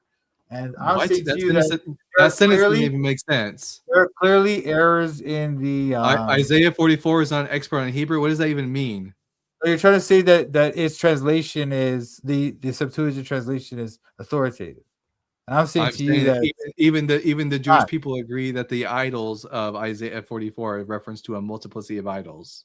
So there's probably dispute among them as well. Like there's the whole fact the fact that this particular translation Know it. says this, and also this is not the one we don't know. We don't the one the Septuagints we have are from like the 4th century, 5th century. They're not from like we don't know what is said in Christ's time. We don't know what is said before that. So if the Hebrew Bible disagrees with the Septuagint, then we should just throw out the Septuagint in favor of the No, I Hebrew. never said that. What are you talking about? What I'm saying, all I'm saying to you is this particular translation here in Isaiah 44:15 gives us an example of. Are you just going to pick and choose when the Septuagint is acceptable? Can I please make an argument here before you interrupt me? I'm I'd love saying to that do Isaiah that. 40:15 is an example. You guys were asking me for an example. I gave you one. And you're saying that, give a rebuttal. now you're going to this other argument about the Greek text. Well, that's another argument. I gave you the example you asked for. It's part of the And argument. that's all that is. Sorry? It's part of the argument. You seem to be selectively choosing when the Septuagint is relevant. No, that's not relevant. That is a So separate. that's a separate if issue you're going to disagree don't with the laugh, Derek, Septuagint, Derek. if You you're don't go- understand if you're what's if going you're on going to disagree, Don't if you're going to disagree with the Septuagint on Isaiah 44 in favor of what the Hebrew says, can I do the same for Isaiah 7? Look, Yeah, you can. hate It's to do fine. it to you, Toronto. Doc Pluromanaut says, let's go in on an extended mute. Lying for the Lord is getting old. Let's move on. So We do have another guest in the box waiting. yeah, okay, that's look, fine. That's fine. I Yeah, have yeah. to wrap things up here soon, guys. I am out here in some 40-degree North Carolina outdoor weather right now with a blanket wrapped around me. Doc, thank you again for the super chat. Toronto, it's been a blast. All right, Let's do this again, and maybe you can bring real arguments next time. Yeah, right. Yeah, right.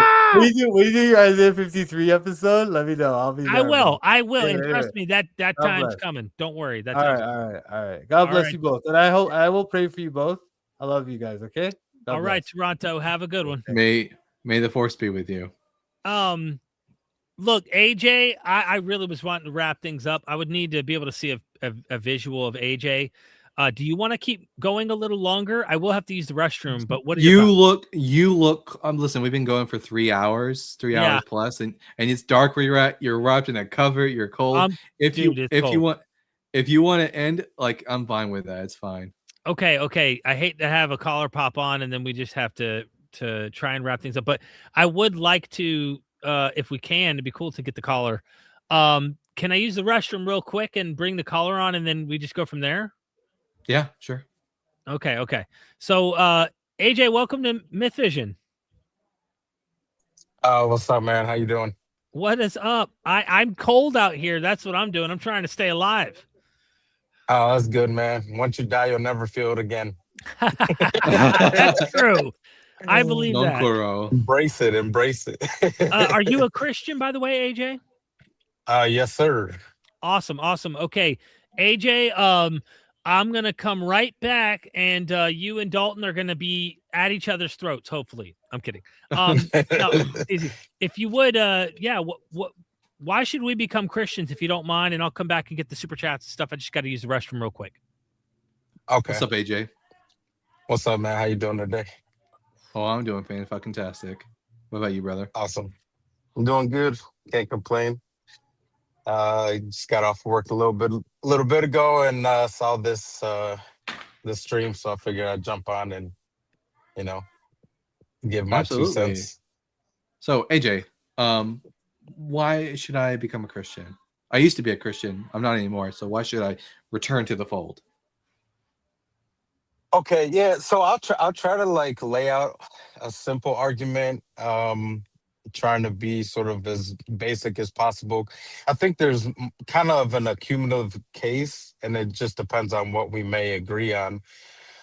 So basically, what I would aim at is there is evidence for Christianity to be grounded in real history, and Christianity also has practicality to it, and it does serve a purpose that I would say that maybe an agnostic or atheistic view would not be able to serve, such as maybe hope and mainly hope for a future life and a spiritual life. And All so it'd right. be surrounded around those. Yeah. I'll just tell you that I personally I don't care about the usefulness of Christianity. I only care about the question of whether or not it's true. Right. Yeah. So okay. So I would agree that I can't prove Christianity to be true. I think there's evidence to suggest that it could be grounded in true history. Now, I'm not sure how you may view the so-called minimal facts theory. Now, when I Gary do sort of, Habermas? I know that he's been the main one that has pushed it. When I sort of look at, because what I try to do is try to see like, okay, what are scholars agreeing on? What are things that we can agree are, probably true? And when they sort of lay out these like minimal facts, from what I've researched, if we are able to grant that there is a possibility of the so-called supernatural or miracles, the best explanation is going to be that Jesus actually rose from the dead. And so if this is actually grounded in history, then I would say that sort of points to the truthfulness of overall Christianity. Maybe not every single detail in the Bible, but Christianity as a whole. All right, let's go through those minimal facts, and then you list the first one. I'll tell you if I agree or disagree with it, and if I agree, we can just move on to until we find a point where there is disagreement.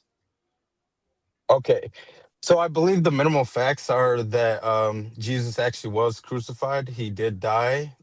Whether he was buried in a tomb is up for debate.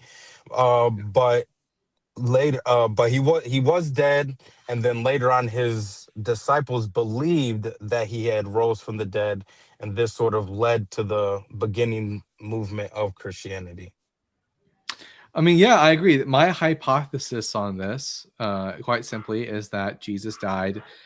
Peter experienced a bereavement hallucination, and the rest is a matter of collective delusion and religious ecstasy.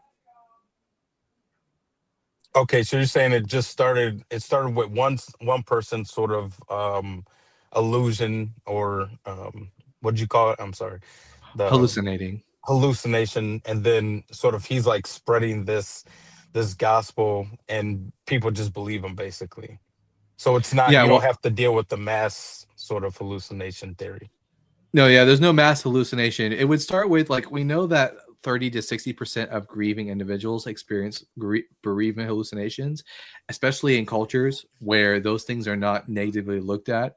And if you have like polyphasic cultures, and so we're a monophasic culture. In other words, we see that what we consider real to be the waking world, and we don't give dreams and whatnot the same like level of credibility.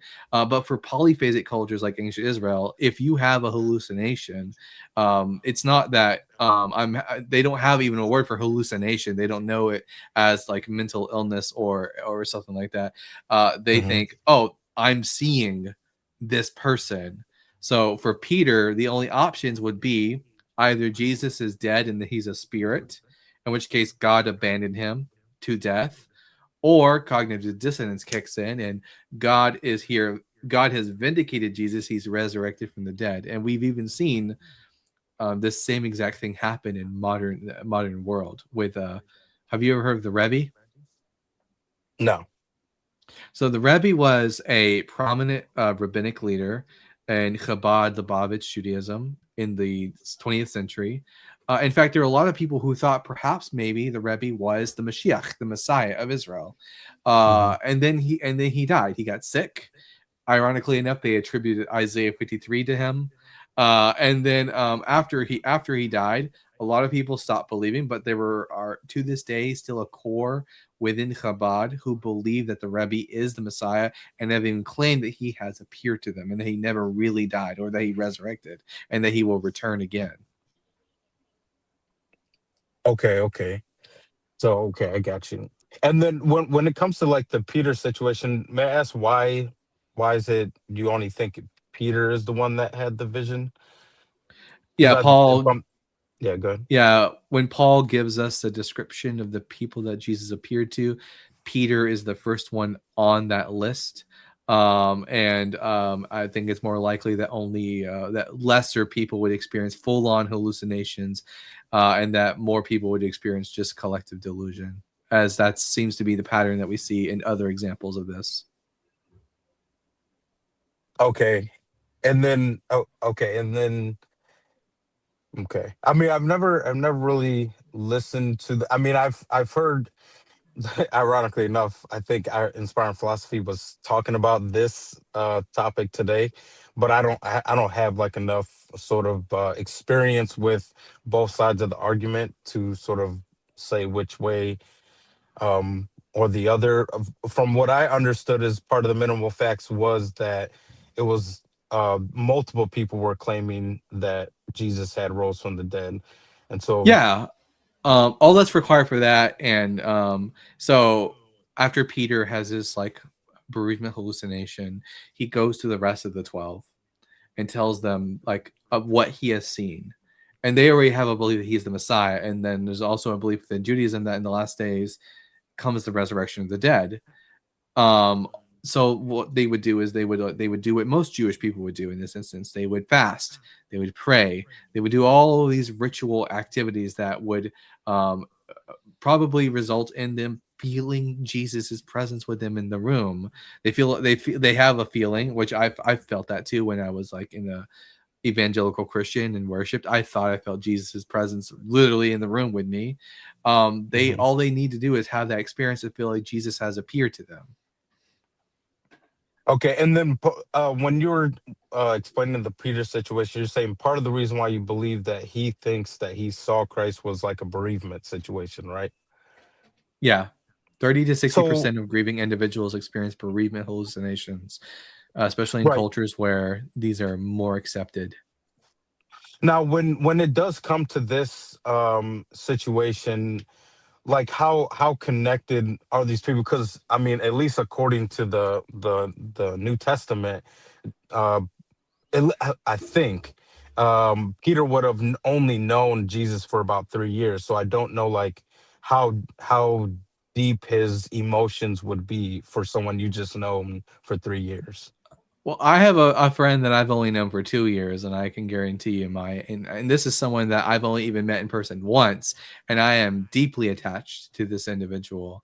And with regards to this is 3 years, and probably as a rabbi disciple sort of dynamic is occurring, there is a constant exposure to Jesus of Nazareth. In fact, the entire job of the Talmud, the student, is to emulate the actions and of his rabbi, his teacher, his master. So Jesus would be considered an attachment figure. Right. And okay, so you is there any examples maybe of maybe in studies where where somebody has known somebody for a short time and they are and they experience this sort of height of emotion that does sort of give this experience to them? Because I definitely don't want to say, I'm not going to say somebody can't have a sort of deep compassion or sort of connection to somebody within 3 years, Uh-huh. but but is there Uh, any uh, sort of studies that would suggest this would go as far as like a hallucination? I don't know if we have any examples of someone who's known someone for only 3 years, but the time, the amount Or of a short time that time? someone, yeah, the amount of time that someone knows another individual who passes away, especially violently, isn't really all that significant. All that's really matters is how attached these individuals were, how much of a relationship did they have, and that's not something that you can really know how well someone is attached to another individual after 3 years. Okay. Like I do Okay. have a good. take for example, someone brought this up. It's an important one, I think. Vesper says people are still hallucinating Elvis being alive. Many people who never met him were just fans of the guy himself. Now that claims he has famous, obvious reputation, but nonetheless, you can still have people who have obviously seen Jesus as an important figure. I think even Rabbi Tovia Singer, when I interviewed him, told me about a Christian woman who believed one of the pastors at her mega church in the Philippines or something, that she had like lunch or dinner or breakfast with him or something after he was dead. So like there's just all sorts of examples of this that could be the case. This is just one path, by the way. I like Yeah. some of the paths that I do take on my channel are not always the consensus. Mind you, the consensus is also made up by many people who are in the religion. They are made up of believers. So there's a tendency, I think, of course, to factor in that some of these people are going to hold to what the text seem to be saying and believe them. There's a minority of people who question the authenticity of 1 Corinthians 15 as if it wasn't an interpolation. So there's all sorts of different interesting things. We're dealing with an ancient text that says something, and some have, few have hypothesized that this entire section is interpolated. I also like entertaining some of the ideas by Richard C. Miller, who looks to other Greco-Roman cults of the time using a heuristic study and looking and saying, hey, you notice there's a lot of people who are coming forward swearing that they witnessed the Caesars ascending to heaven in the imperial cult, the Roman imperial cult. And they're eyewitnesses. They claim that they saw these things. Now, we can't interview them. There's no way to like go, hey, what's going on in that head of yours? Or like, what Right. really is the case? We don't know, but we have alternative cults that are around that are claiming to be witnesses of this. And even this gets brought up by Celsus, the critic of Christianity, when he's responding back to Christians. He says, you guys aren't unique in your eyewitness claims. Justin Martyr says the same thing. We believe nothing different. And then he gives this list of all these demigods that Christians have parallels with in the Greco-Roman world. And one of them is that they claim the Caesar has ascended to heaven in an apotheosis. The eyewitnesses, he literally says, eyewitnesses claim they see him ascend to heaven. This is not just Jesus, but this is the Greco-Roman world. And so I go down the mythic path too and entertain the idea that, cults fabricate stuff. They invent stuff. I'm not saying that's what this is. I'm simply saying there are alternative paths we can take on trying to assess this information the same way I Right. would look at Mormonism.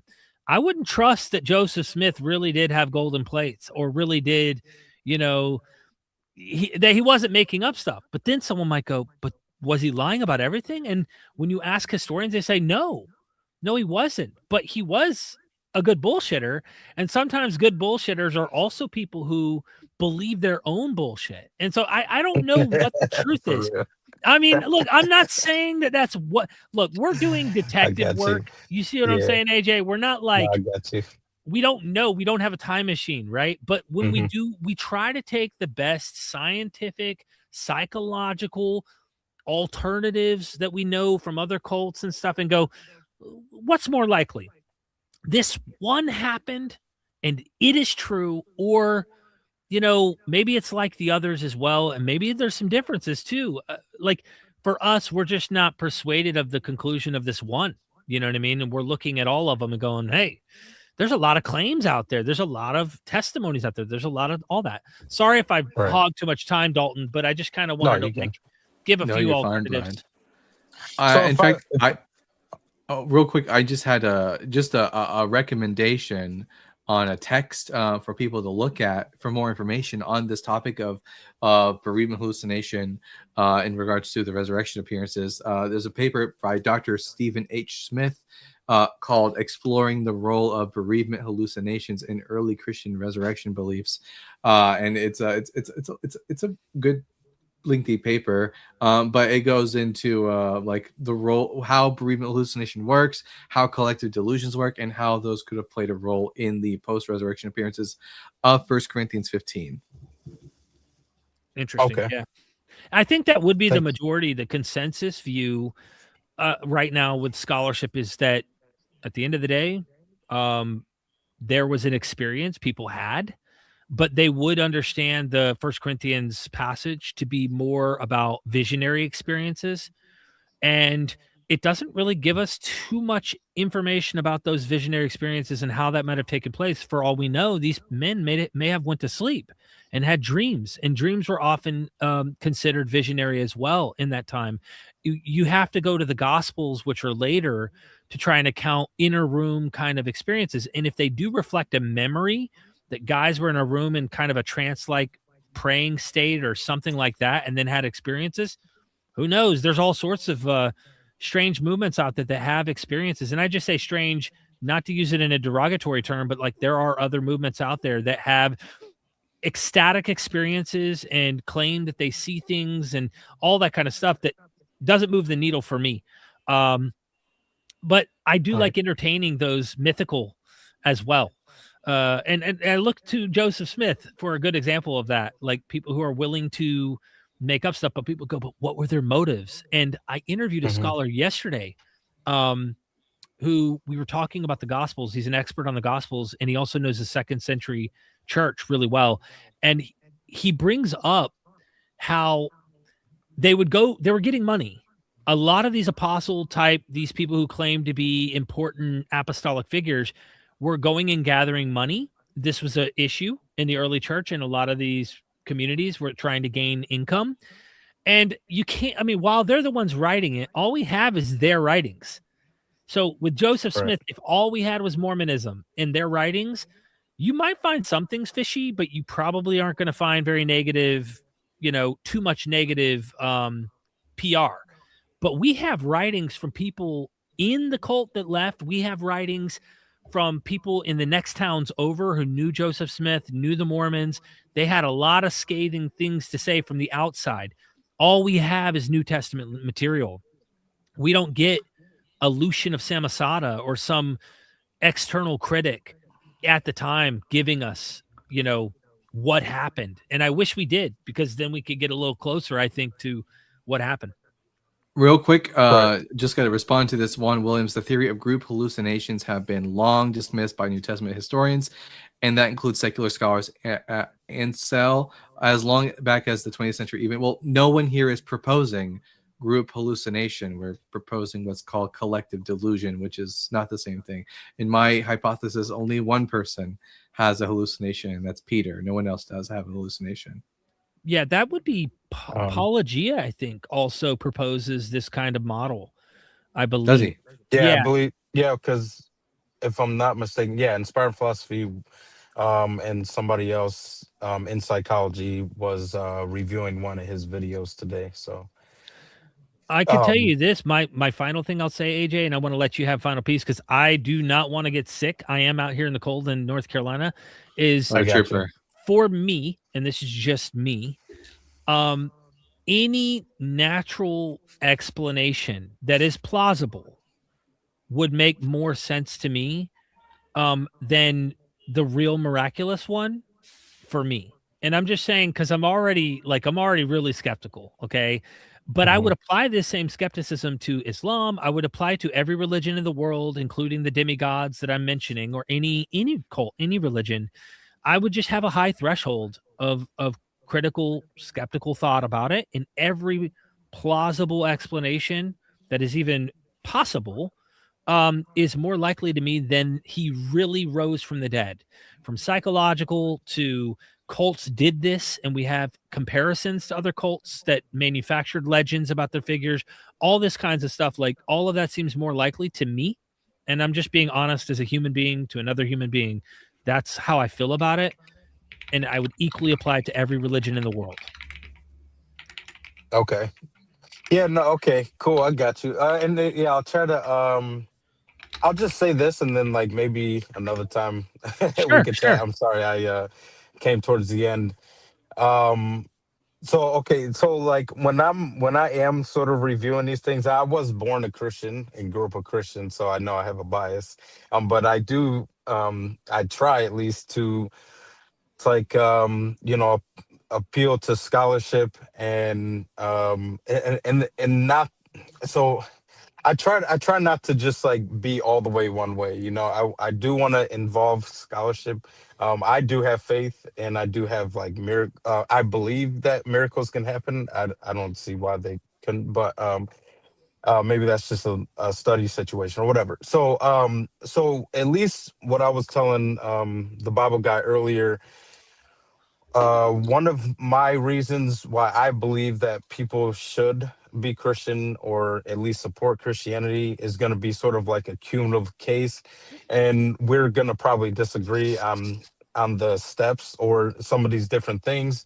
So you know, like the reliability of the New Testament, how reliable it could be, what things you could actually take that are going to be reliable, and then you have like the movement actually coming to fruition. And then throughout the centuries, you even have some claimed miracles that have happened. You have some more well documented miracles, so called miracles that are vetted by third parties, such as I'm sure you're aware of, like Zaytun or Fatima, things of this situation. So there does seem to be a multitude of things that if I was like in a court and I would say, okay, on this table I could at least put it as a supporting evidence, and not obviously wouldn't draw the conclusion, and then on the other table it just wouldn't be evidence at all. There does seem to be there does seem to be a multitude of supporting evidences that would suggest that Christianity has a good probability of being grounded in true history. And I think that some of these like miracles, such as the Fatima and the Zaytun situation, sort of helps bolster that argument. And especially because those things were witnessed by a mass group of people. There's a and when I looked, and this could be wrong, but when I did look at like ChatGPT or AI, and I asked it sort of um what was it? It was basically like making a chart of all these claims that religions make as far as their miraculous claims, and then how many of them been like sort of vetted. And the result that at least came up was that Christianity does have like a wide, like a decent amount of them, and overwhelmingly more than other religious. And just because other religions are false wouldn't make Christianity true, but it just seems to suggest that there there are sort of miraculous supporting evidences for Christianity, and and that was like sort of my main sort of pitch, if you will. The irony. I'm gonna make this real quick so that Derek can go because I'm he's sorry. cold. Can Look I at add look one more look. thing? Yeah. I'm sorry. I just want to add one more quick thing.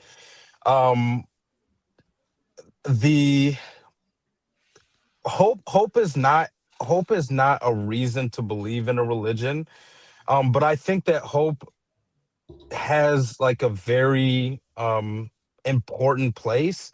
And the main reason why I would say that is because we are human, and the idea that, and again, this doesn't make it true, but the idea that somebody will never see their loved ones again, and this sort of is going to have a negative effect on the human psyche, um would seem to suggest that hope is something that is gonna sort of work in my favor. At least something we could put on the table, and it's a very important thing because of like if I'm sorry I'm being long. I'm trying to wrap it up. If if from what I understood is like dogs don't have this idea that if when my human is dying, I'm never gonna see him again. But it doesn't like destroy their psyche.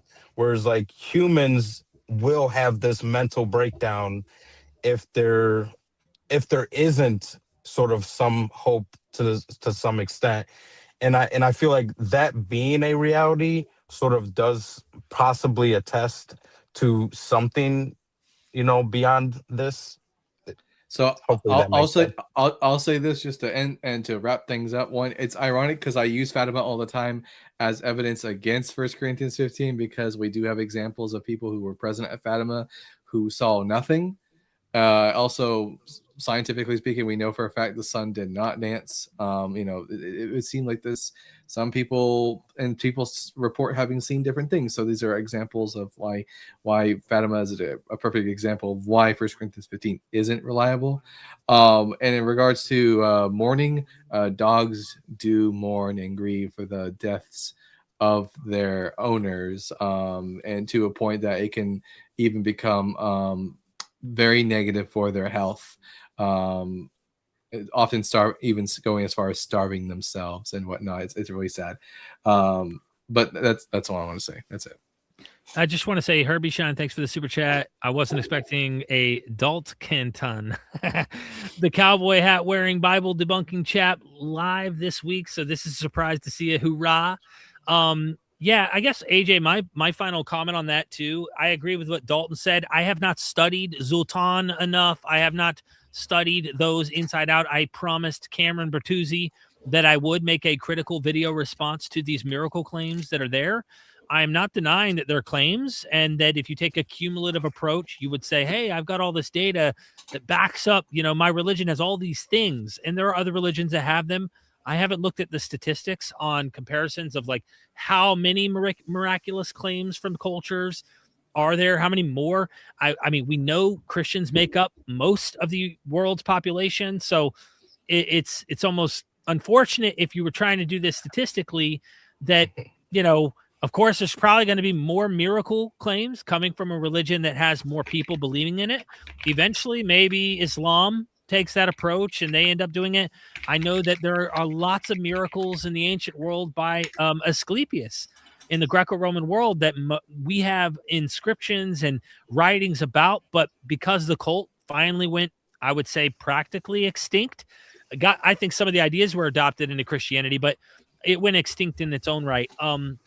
That's unfortunate to be able to study it as a case study in comparison to Christianity in the modern era. The dog thing too, the other added part I would just say to Dalton's point, because we all know dogs have mourned the death of their children, their moms, their dads, any other dog, but also their owner, the human that takes care of them, is that even if they don't have the, let's say, cognition to think beforehand that one day death is coming and I will miss them like we might have, once they die, they experience that same mourning we do once we lose a loved one. So The only difference might be that we are able to cognitively be aware that the time is approaching. But then again, we can't read a dog's mind and communicate with them to know that they aren't possibly thinking about this to some. I don't know what their brains are thinking. Maybe they do think about this. Maybe I'm wrong in even bringing that up. And dogs might actually be aware of it because they've seen 2 or 3 cases in their own life, and they know that this might be something that they might approach, or someone else that they love dearly might do it again through that trauma. I don't know, and I'm no expert on these things at all. But again, I think it's fair to make a cumulative case for Christianity. And I think it's fair that we dissect piece by piece those arguments in order to show why, it doesn't add up in our minds. So it's just a different approach. And someone like Inspiring Philosophy, I don't know if you've seen the beef back in the day. Me and him had beef. We're cool again. Me and Michael Jones, he's supposed to meet me this summer. And I imagine I'm probably going to ask him about the Islamic dilemma on camera. And just say, hey, can we put our differences aside for this episode and let's talk about the Islamic dilemma? Because me and him obviously don't agree on Christianity. But yeah, I've rambled enough. Can I ask you one last question? I just want your thoughts on this. If this is actually true, so like assuming atheism, I don't know are you like atheist or agnostic? I'm an atheist in terms of there being, I don't believe there's a no God.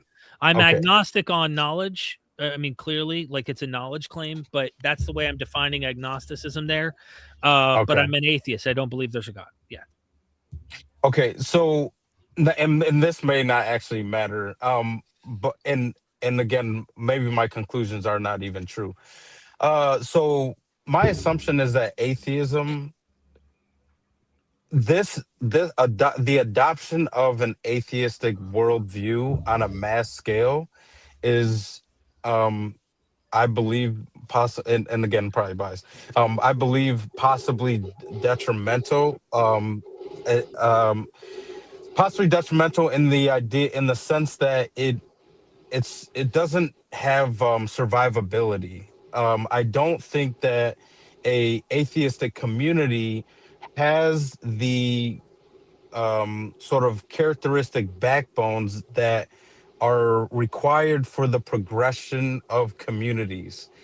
So like the idea of like and mainly, and maybe this is like a modernity thing, because my assumption is that atheistic community is going to be mainly worried about their own sort of desires, and not to say that everybody is like hedonistic, but it, like, even if it's like, I don't want to have a ton of kids because it's it's just not economically probable for me. And if I'm not mistaken, it has been shown that atheists have less kids, and they are. But that's sort of not a like, bad. That's not a bad thing, though. That's responsible. That's responsibility. No, I'm saying like they're not having enough to sort of what they say, like, oh, you got to have this many kids to sort of sustain a population, and it doesn't seem that they have that sustainability.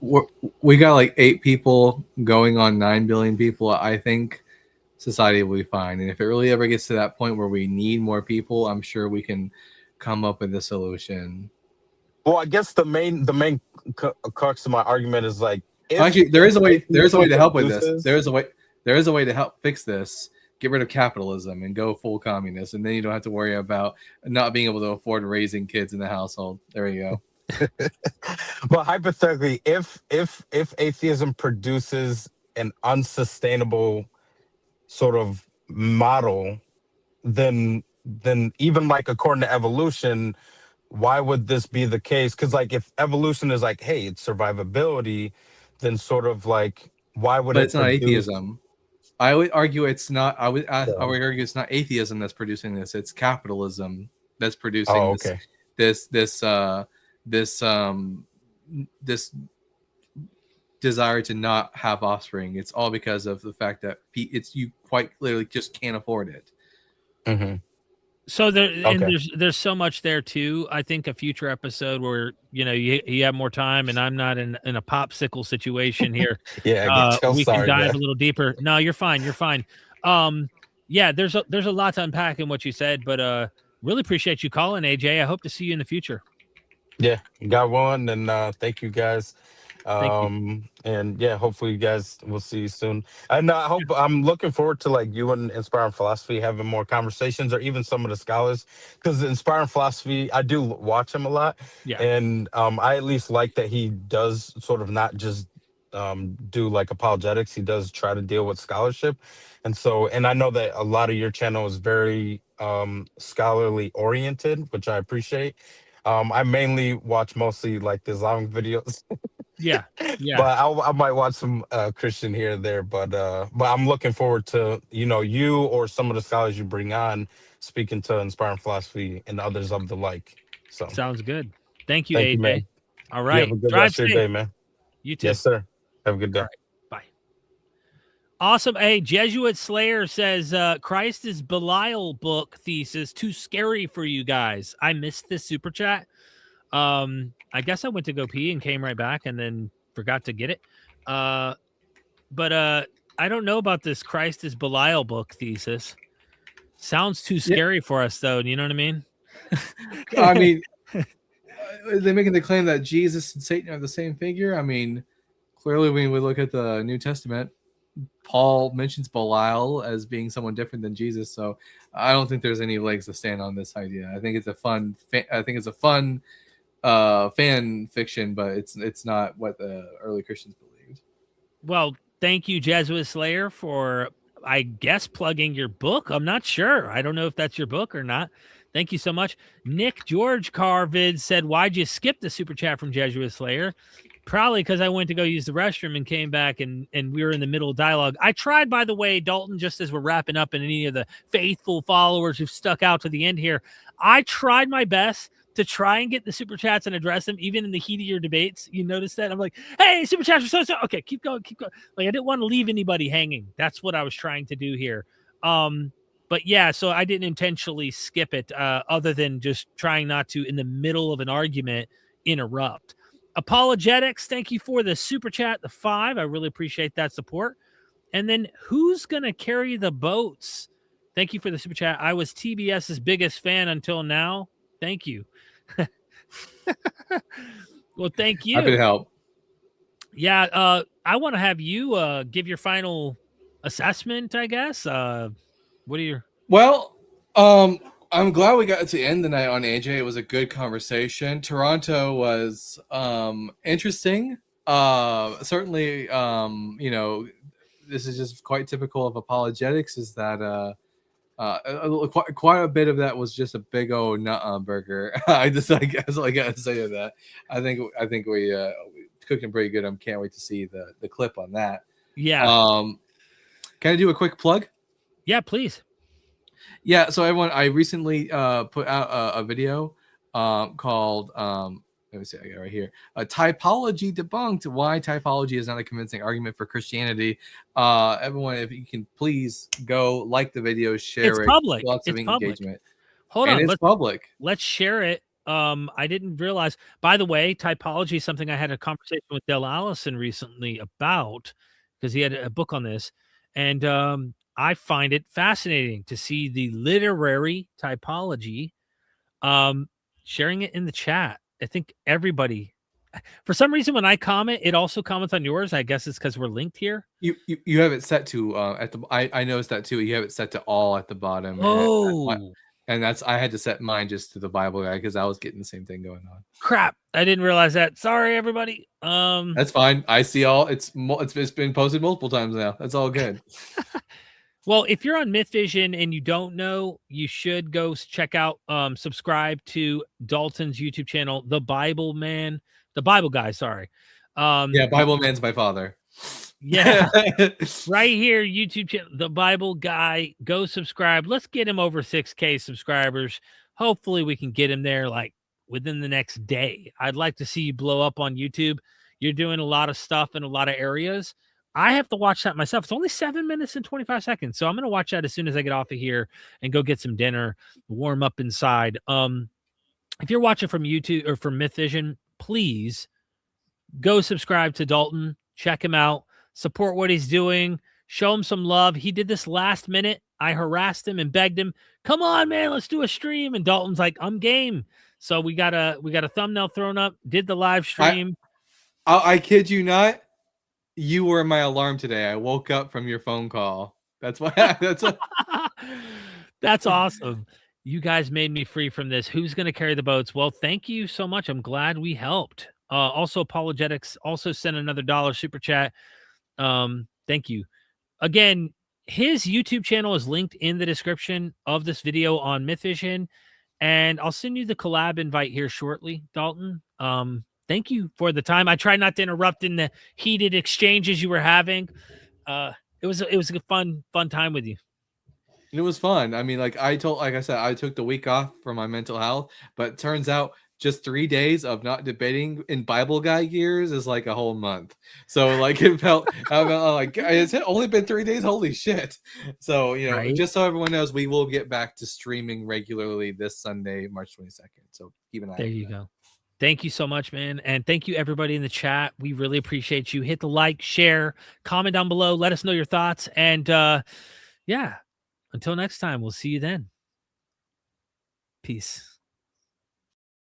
Son, do you want to know what the truth is?